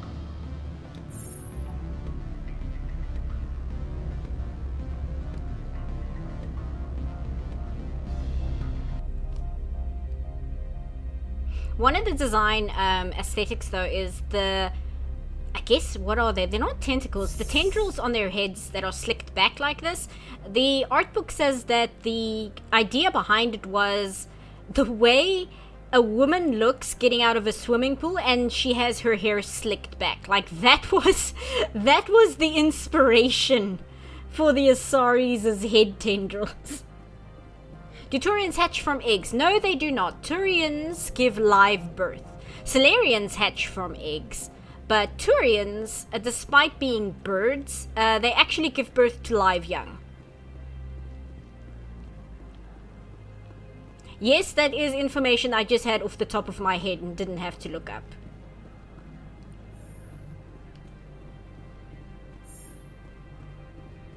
This way, and then we can tell her. I don't know why she didn't wait for me at the bar, but oh well. Spectre, have you given any more consideration to my offer? Yes. It took some persuasion, but Keen has agreed to testify. That's a world of stress off my back. I'll take the evidence for safe transport. I didn't think you'd help me, being a Spectre and all. I guess some of you can be alright. So, how about getting me into the garage? While you were working on Keen, I got you a garage pass. Be careful up there. I have an arrest to make. Wish I had time to change into something easy to move in. I hate skirts. This is an outrage. I'll see that you never work in this sector again. Yeah, get a move on. You, Shepard! I demand you place this bitch under arrest! You have the right to remain silent. I wish to God you'd exercise it. See you around the galaxy, Commander. I owe you a beer. Yay. I like Parasini, she's great. There's something weird about having weird hair-like things on aliens. Look at the Togrutas, the Twi'leks from Star Wars. I think the Twi'leks were also partly an inspiration, especially since BioWare developed... they developed KOTOR, they developed KOTOR 2, and they also worked on an MMO that my friend is playing, but she's playing... It's an MMO, but it has an insanely rich single player, and she's basically only playing the single player story mode. And that was also BioWare. And I think you actually get a Twi'lek companion in that game. Okay, who else do I need to speak to? I don't know if I have to go back and speak to Keen. I don't think I have to, but I'm gonna do it anyway, just before we go to the Codex and finish up for the day.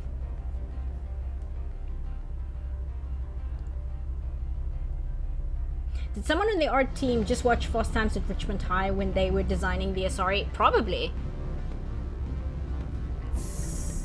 But also remember, this was 2006, 2007. And I mean, like, Baywatch had just played the entirety of the 90s, right? Anything else? Miss Parasini contacted me as she lifted off world. Okay, great. All sorted.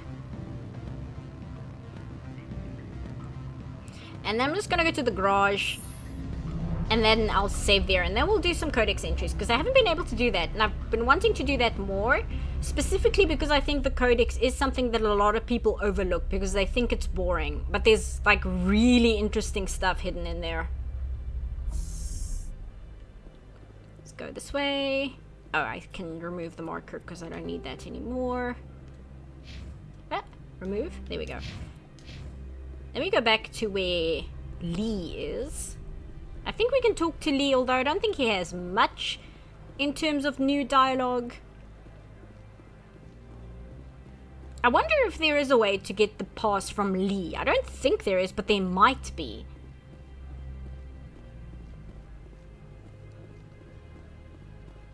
Oops. Characters, rubber band. Hello. I heard the administrator's been arrested. Any chance you had something to do with that? He was corrupt. Most people here are. I wish you could take them all down. So what can I do for you today? Okay, nothing else to say. I have to go. You need anything? I'll be here. Okay, let's save before we go into the garage. Hello. Access to the garage is restricted. She sounds way too shy to be a guard. I have authorization. Excuse me. Yes, that's genuine. Drive safely. The weather's supposed to be pretty bad out in the Alutsk Valley. Thank you.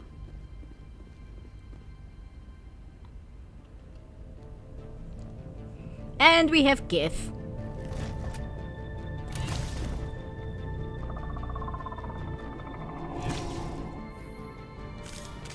Okay. I'd say these are what the matriarch had in the crates. Yep. But we suspected as much. Oh, great. And the signal's jammed. That's fantastic. Ah.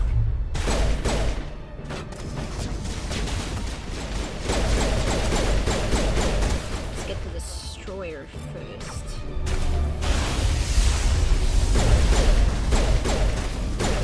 Okay, great. Get these guys next. Dampening.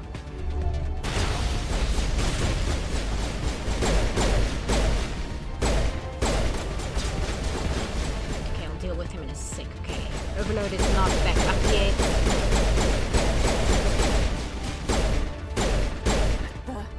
What are these things? Fan out and secure the area. No one gets in or out. Okay, great. Hello, you showed up in time. What did you do here, Commander? Me? Me? I'm the victim here. The Geth attacked us. Geth, you expect me to... Where did they come from? If I were to guess, the matriarch packed them in the shipping container she arrived with. I don't believe that. We did thorough scans of those. There were no power sources, no element zero masses. If Benezia Sama's containers were packed with these things, there are many more out there. I need numbers, Captain. A dozen? 100? Dozens, at least. They're machines. You could pack them tightly. I must report to the executive board. If word gets out about loose Geth, there may be an investor panic. Once again, profits. Interestingly enough, she calls her Benezia Sama. Now, my guess is that she's actually speaking Japanese, and the universal translator is just translating it into English. I don't think she's actually speaking English. Here we go. Okay, I'm gonna save, and then we'll do some codex before we close up for the night. Just save over this, it's fine. Let me just see. Oh, I've got points again, so I'm gonna have to save again. Okay. Tactical armor. Pour some into that. Fitness. Where's electronics? Because I do want to get that a little higher.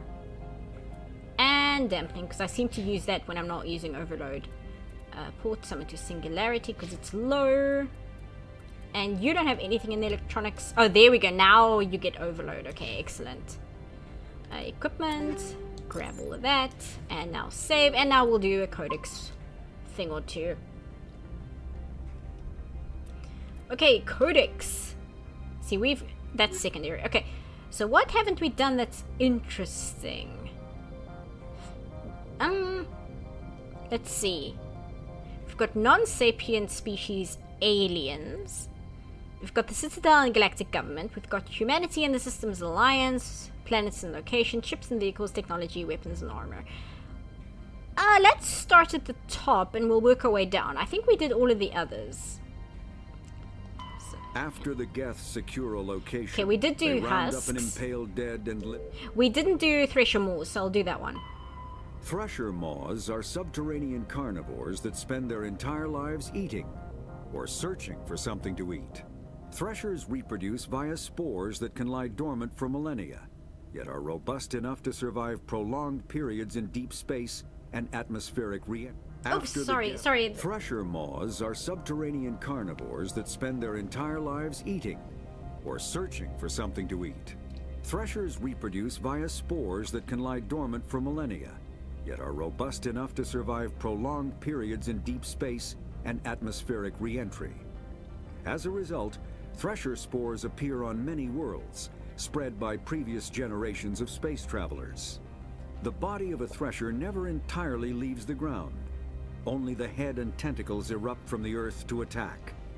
In addition to physical attacks, Threshers have the ability to project toxic chemicals and emit bursts of infrasound as a shockwave weapon. The Alliance first encountered Threshers on the colony of Akuz in 2177. After contact was lost with the Pioneer team, Marine units were deployed to investigate. The shore parties were set upon by hungry Threshers, and nearly the entire assault force was killed. Alliance forces recommend engaging Threshers with vehicle-mounted heavy weapons. I didn't actually know Akuz was the first contact humanity had with Thresher Mauls. That I did not know. Citadel and Galactic Government. Let's do this one because this does kind of affect the story in a much larger sense. The Citadel is an ancient deep space state. Here we go. Citadel space is an unofficial term referring to any region of space controlled by a species that acknowledges the authority of the Citadel Council. At first glance, it appears this territory encompasses most of the galaxy. In reality, however, less than 1% of the stars have been explored. Even Mass Effect FTL drive is slow relative to the volume of the galaxy. Empty space and systems without suitable drive discharge sites are barriers to exploration. Only the mass relays allow ships to jump hundreds of light years in an instant, the key to expanding across an otherwise impassable galaxy. Whenever a new relay is activated, the destination system is rapidly developed. From that hub, FTL drive is used to expand to nearby star clusters. The result is a number of densely developed clusters, thinly spread across the vast expanse of space, connected by the mass relay network. Yeah, that's why the mass relays are pretty much the lifeblood of galactic society. Oh, we can look at Spectres as well. We've kind of been hearing a lot about the Spectres, but maybe it'll tell us something we don't know yet. Spectres are agents from the Office of Special Tactics and Reconnaissance, and answer only to the Citadel Council. They are elite military operatives, granted the authority to deal with threats to peace and stability in whatever way they deem necessary. They operate independently or in groups of 2 or 3. Some are empathetic peacekeepers, resolving disputes through diplomacy. Others are cold-blooded assassins, ruthlessly dispatching problem individuals. All get the job done one way or another, often operating outside the bounds of galactic law. The Spectres were founded after the Solarians joined the Council. For many years they operated in secrecy as backroom problem solvers. Only after the Krogan rebellions did their activities become publicized. Assignment of a Spectre is less contentious than a military deployment, but makes it clear that the Council is concerned about a situation. And then we have Nihilus as the image. Ah, Nihilus deserved better. Wouldn't the universal translator translate Benezia Sama to Lady Benezia? Maybe. I just think it's a very strange thing because she's speaking English so straightforwardly, so the use of honorifics like that when she's speaking straightforward English just seems very out of place to me. That's why I wonder if she's not actually speaking Japanese. What next? Oh, is that all? Okay, that's all we've got for Galactic Government. Let's do ships and vehicles, because I know, I forget who it is, but somebody who's been watching the streams and the like edited down versions of this is actually quite into ships and such, so I think it'd be nice to just go through some of these, because I know at least one person who would be interested. Faster than we did that. Here we go. Ship mobility dominates space combat. The primary objective is to align the mass accelerator along the bow with the opposing vessel's broadside. Battles typically play out as artillery duels, fought at ranges measured in thousands of kilometers, though assaults through defended mass relays often occur at knife fight ranges, as close as a few dozen kilometers. Most ship-to-ship engagements are skirmishes between patrol vessels of cruiser weight and below, with dreadnoughts and carriers only deployed in full-scale fleet actions. Battles in open space are short and often inconclusive, as the weaker opponent typically disengages. Once a ship enters FTL flight, the combat is effectively over. There are no sensors capable of tracking them or weapons capable of damaging them. the only way to guarantee an enemy will stand and fight is to attack a location they have a vested interest in, such as a settled world or a strategically important mass relay. Interesting. I think that's everything there. Yes, it is. That means there's probably only one in here that we've missed so far, so let me check this one. The home world. The Systems Alliance is... It was probably Earth, yeah. The home world and capital of humanity is entering a new golden age. The resource wealth of a dozen settled colonies and 100 industrial outposts flows back to Earth, fueling great works of industry, commerce, and art. The great cities are greening, as arcology skyscrapers and telecommuting allow more efficient use of land. Earth is still divided among nation-states, though all are affiliated beneath the overarching banner of the Systems Alliance. While every human enjoys a longer and better life than ever, the gap between rich and poor widens daily. Advanced nations have eliminated most genetic disease and pollution. Less fortunate regions have not progressed beyond 20th century technology and are often smog-choked, overpopulated slums. Sea levels have risen 2 meters in the last 200 years, and violent weather is common due to environmental damage inflicted during the late 21st century. The past few decades, however, have seen significant improvement due to recent technological advances. Yeah, so that gives a much better impression of what Earth is like. I thought they would give us that info when we actually were at Earth, but I guess you had to be at Earth to get the codex entry for Earth. Planets and locations. Pharaohs. There are between 200 and 400 billion stars in the galaxy, and less than 1% of them have ever been visited or had their systems properly surveyed. Humanity's early expansion into the Attican Traverse was haphazard, a desperate race to claim habitable planets where populations can be economically settled. Ignored in the wake of this land grab were thousands of less hospitable worlds, each potentially rich with industrial resources. The wealth of entire solar systems lies untapped, waiting for corporate survey teams or independent pioneers to discover and exploit them. However, this is not an easy task. In addition to the environmental hazards, the fact that uncharted worlds are largely ignored makes them popular bases for criminals, revolutionaries, cults, and others who wish to remain unnoticed by galactic society. And that's that one. Yeah, we might as well do these as well. I mean, we're here now. And this is like, if I open this up and there's like 5,000 categories, I'm not going to do all of them. Biotics is the ability of rare we did check this one. An artificial intelligence is a self-aware computing system capable of learning and independent decision-making. Creation of a conscious AI requires adaptive code, a slow, expensive education, and a specialized quantum computer called a blue box. An AI cannot be transmitted across a communication channel or computer network. Without its blue box, an AI is no more than data files. Loading these files into a new blue box will create a new personality, as variations in the quantum hardware and runtime results create unpredictable variations. The Geth serve as a cautionary tale against the dangers of rogue AI, and in Citadel space, they are technically illegal. Advocacy groups argue, however, that an AI is a living, conscious entity, deserving the same rights as organics. They argue that continued use of the term artificial is institutionalized racism on the part of organic life. The term synthetic is considered the politically correct alternative. I think that's splitting hairs because artificial and synthetic are basically synonyms for each other, so like what's the point? I'm not going to go through all of technology, there's way too much in there. There's like so much left, so I'm not going to deal with all of that today. I'm also not going to do weapons and armor, I'll do that next time.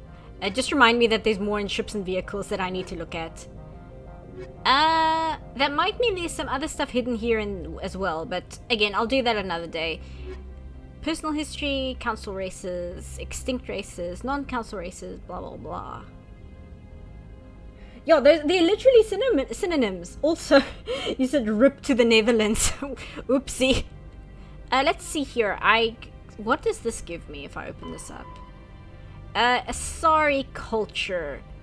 Let's do I'm only going to read a few of these. We'll go them down, because the thing is, as I page over something, even if I don't read it, it marks it as read, and then I lose place of where I am with all of these, and I can't by any means remember which of these I've read and which ones I haven't on my own. So we'll do culture. Let's do the Asari. We'll do the Asari tonight, and then we'll call it there. Because of their long lifespan, Asari tend to have a long view not common to other races.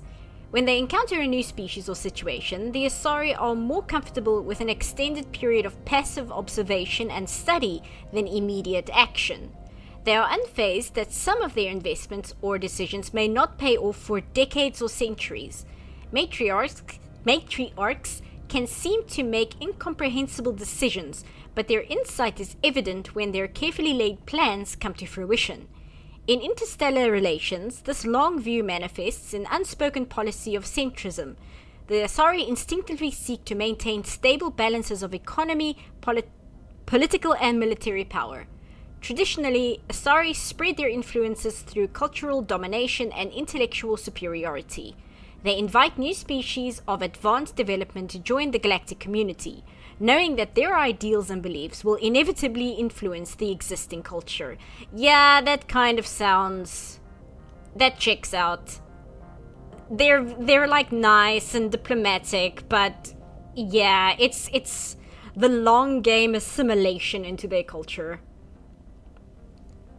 Asari came late to the concept of world government. For centuries, their homeworld of Thessia was dotted with loose confederacies of great republican cities.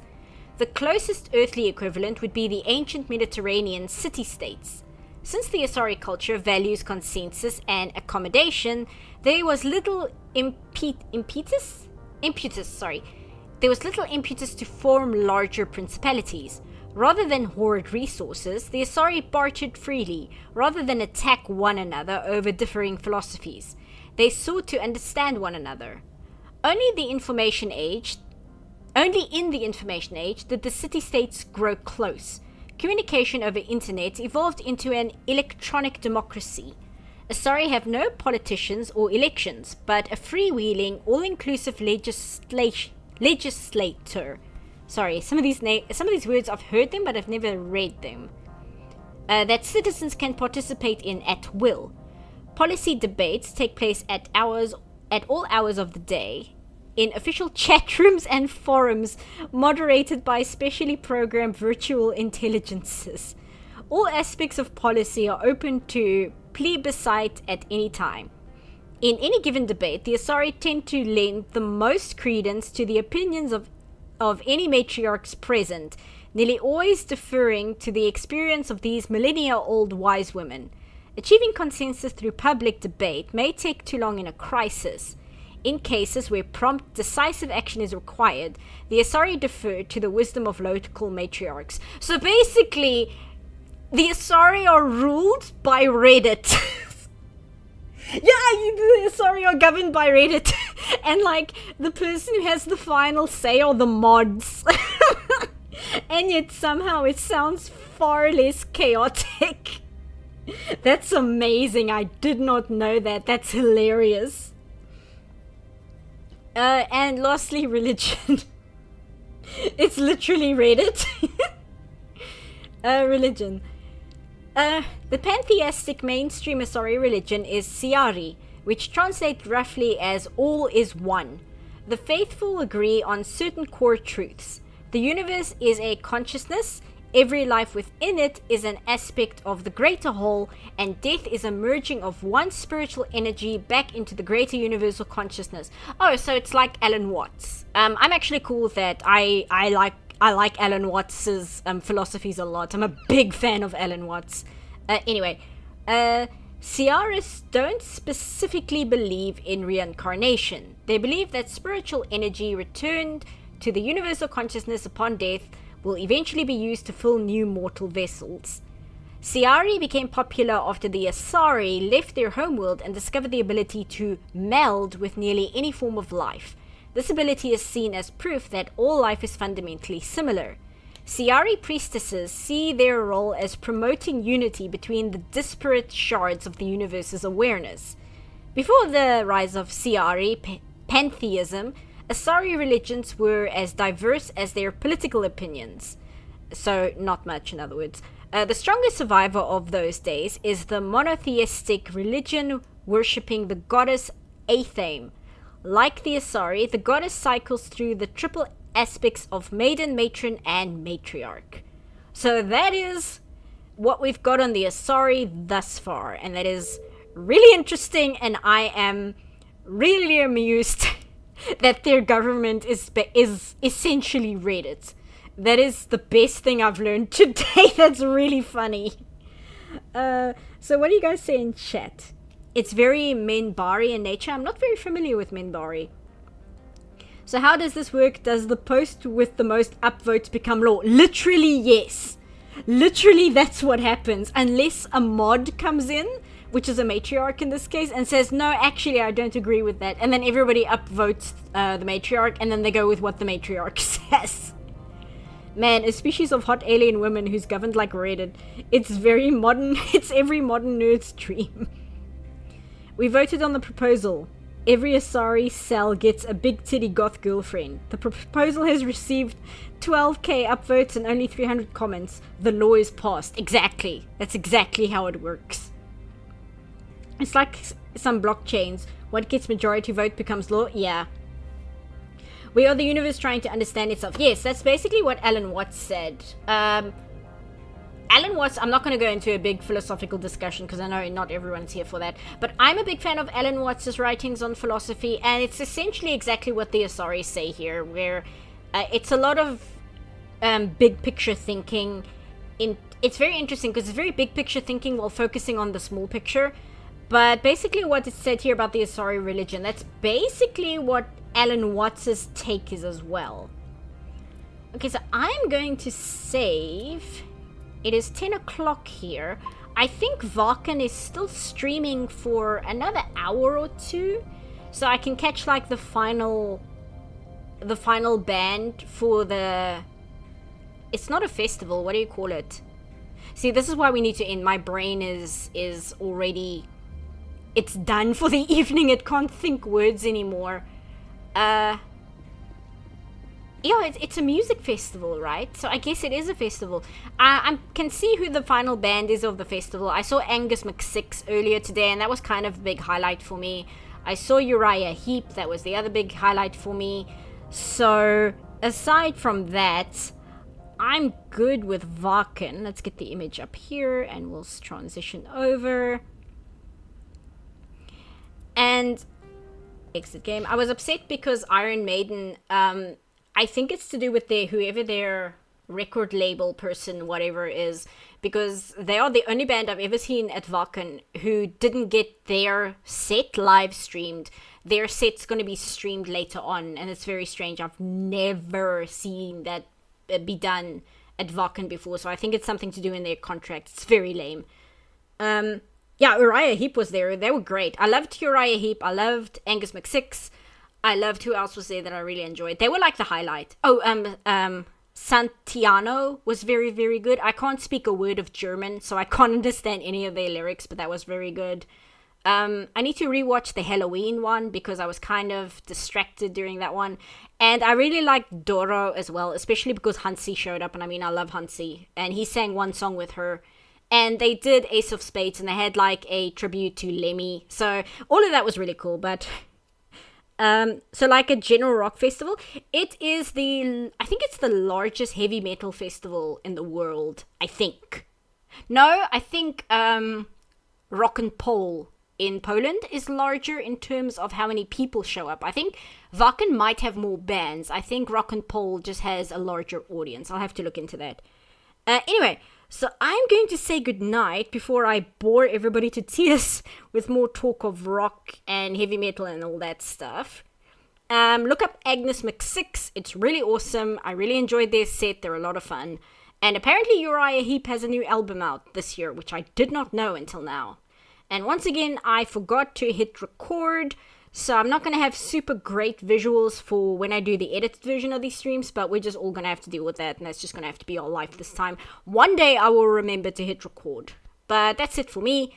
So I hope you guys had fun. Smaller stream this time in terms of audience members, but that's okay. Hopefully people will catch it on the rewatch.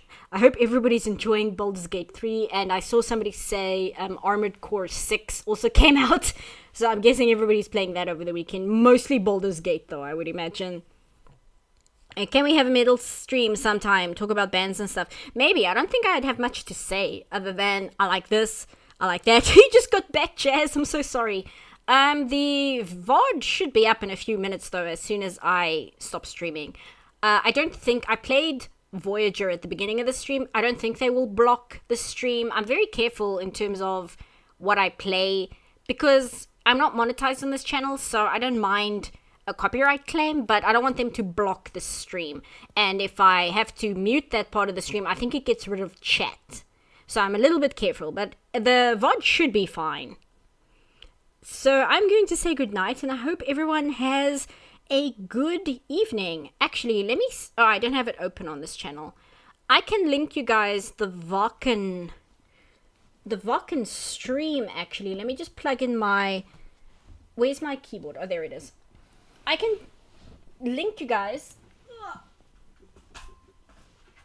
the Vulcan stream, and you can check it out if you want, because it's not on YouTube. It's on their own website. What can I plug out here? Let's plug out the controller. Okay, you're gonna hear this. This is my machine, not yours. And plug this in. And go to, what's it called? It's called Magenta Music, I think. Music.de. I think that's what it is. Ah, here we go. Yes, I know. Accept all. And go to... Alright, I've got my mouse. Let's go to the... I think the louder stage is still running. Click here. Okay, here we go. So this is the louder stage. You guys can check that out if you want. Paste. And you'll see you can actually go through to the harder and faster stage as well. Let me link that as well. So if the louder stage is not playing a band you're interested in, you can switch over to the harder and faster stage and see if they're playing a band you're interested in. And you can actually rewatch all of Vulcan that's been playing the last 3 or 4 days. You can actually see, you can watch it on repeat, and I think those streams will be up for another 365 days, so you don't have to watch everything within the week. You can check that out in your own time, but it's a lot of fun. Check out Uriah Heep, check out Angus McSix, check out Santiano, and check out Halloween, and Doro, I think, as well, is pretty cool. But click around, you'll see a band you'll like, most likely. And I will see you all next time. If it's Magenta, it's Deutsche Telekom. Yes, it's Magenta. So I never know how to end these streams because I don't have music going. So I just keep talking until I eventually hit end stream. But I'm going to say goodbye. And I will see you guys next time. I'll let you know when I have electricity again. It won't be for a short while. And we're going to do an art stream next weekend if my electricity works with me. And then we can talk about Utena and the new video, and you guys can ask me about it, and we can discuss like Utena and like what video might be next, things like that. We'll talk about that time. So see you guys. Bye bye.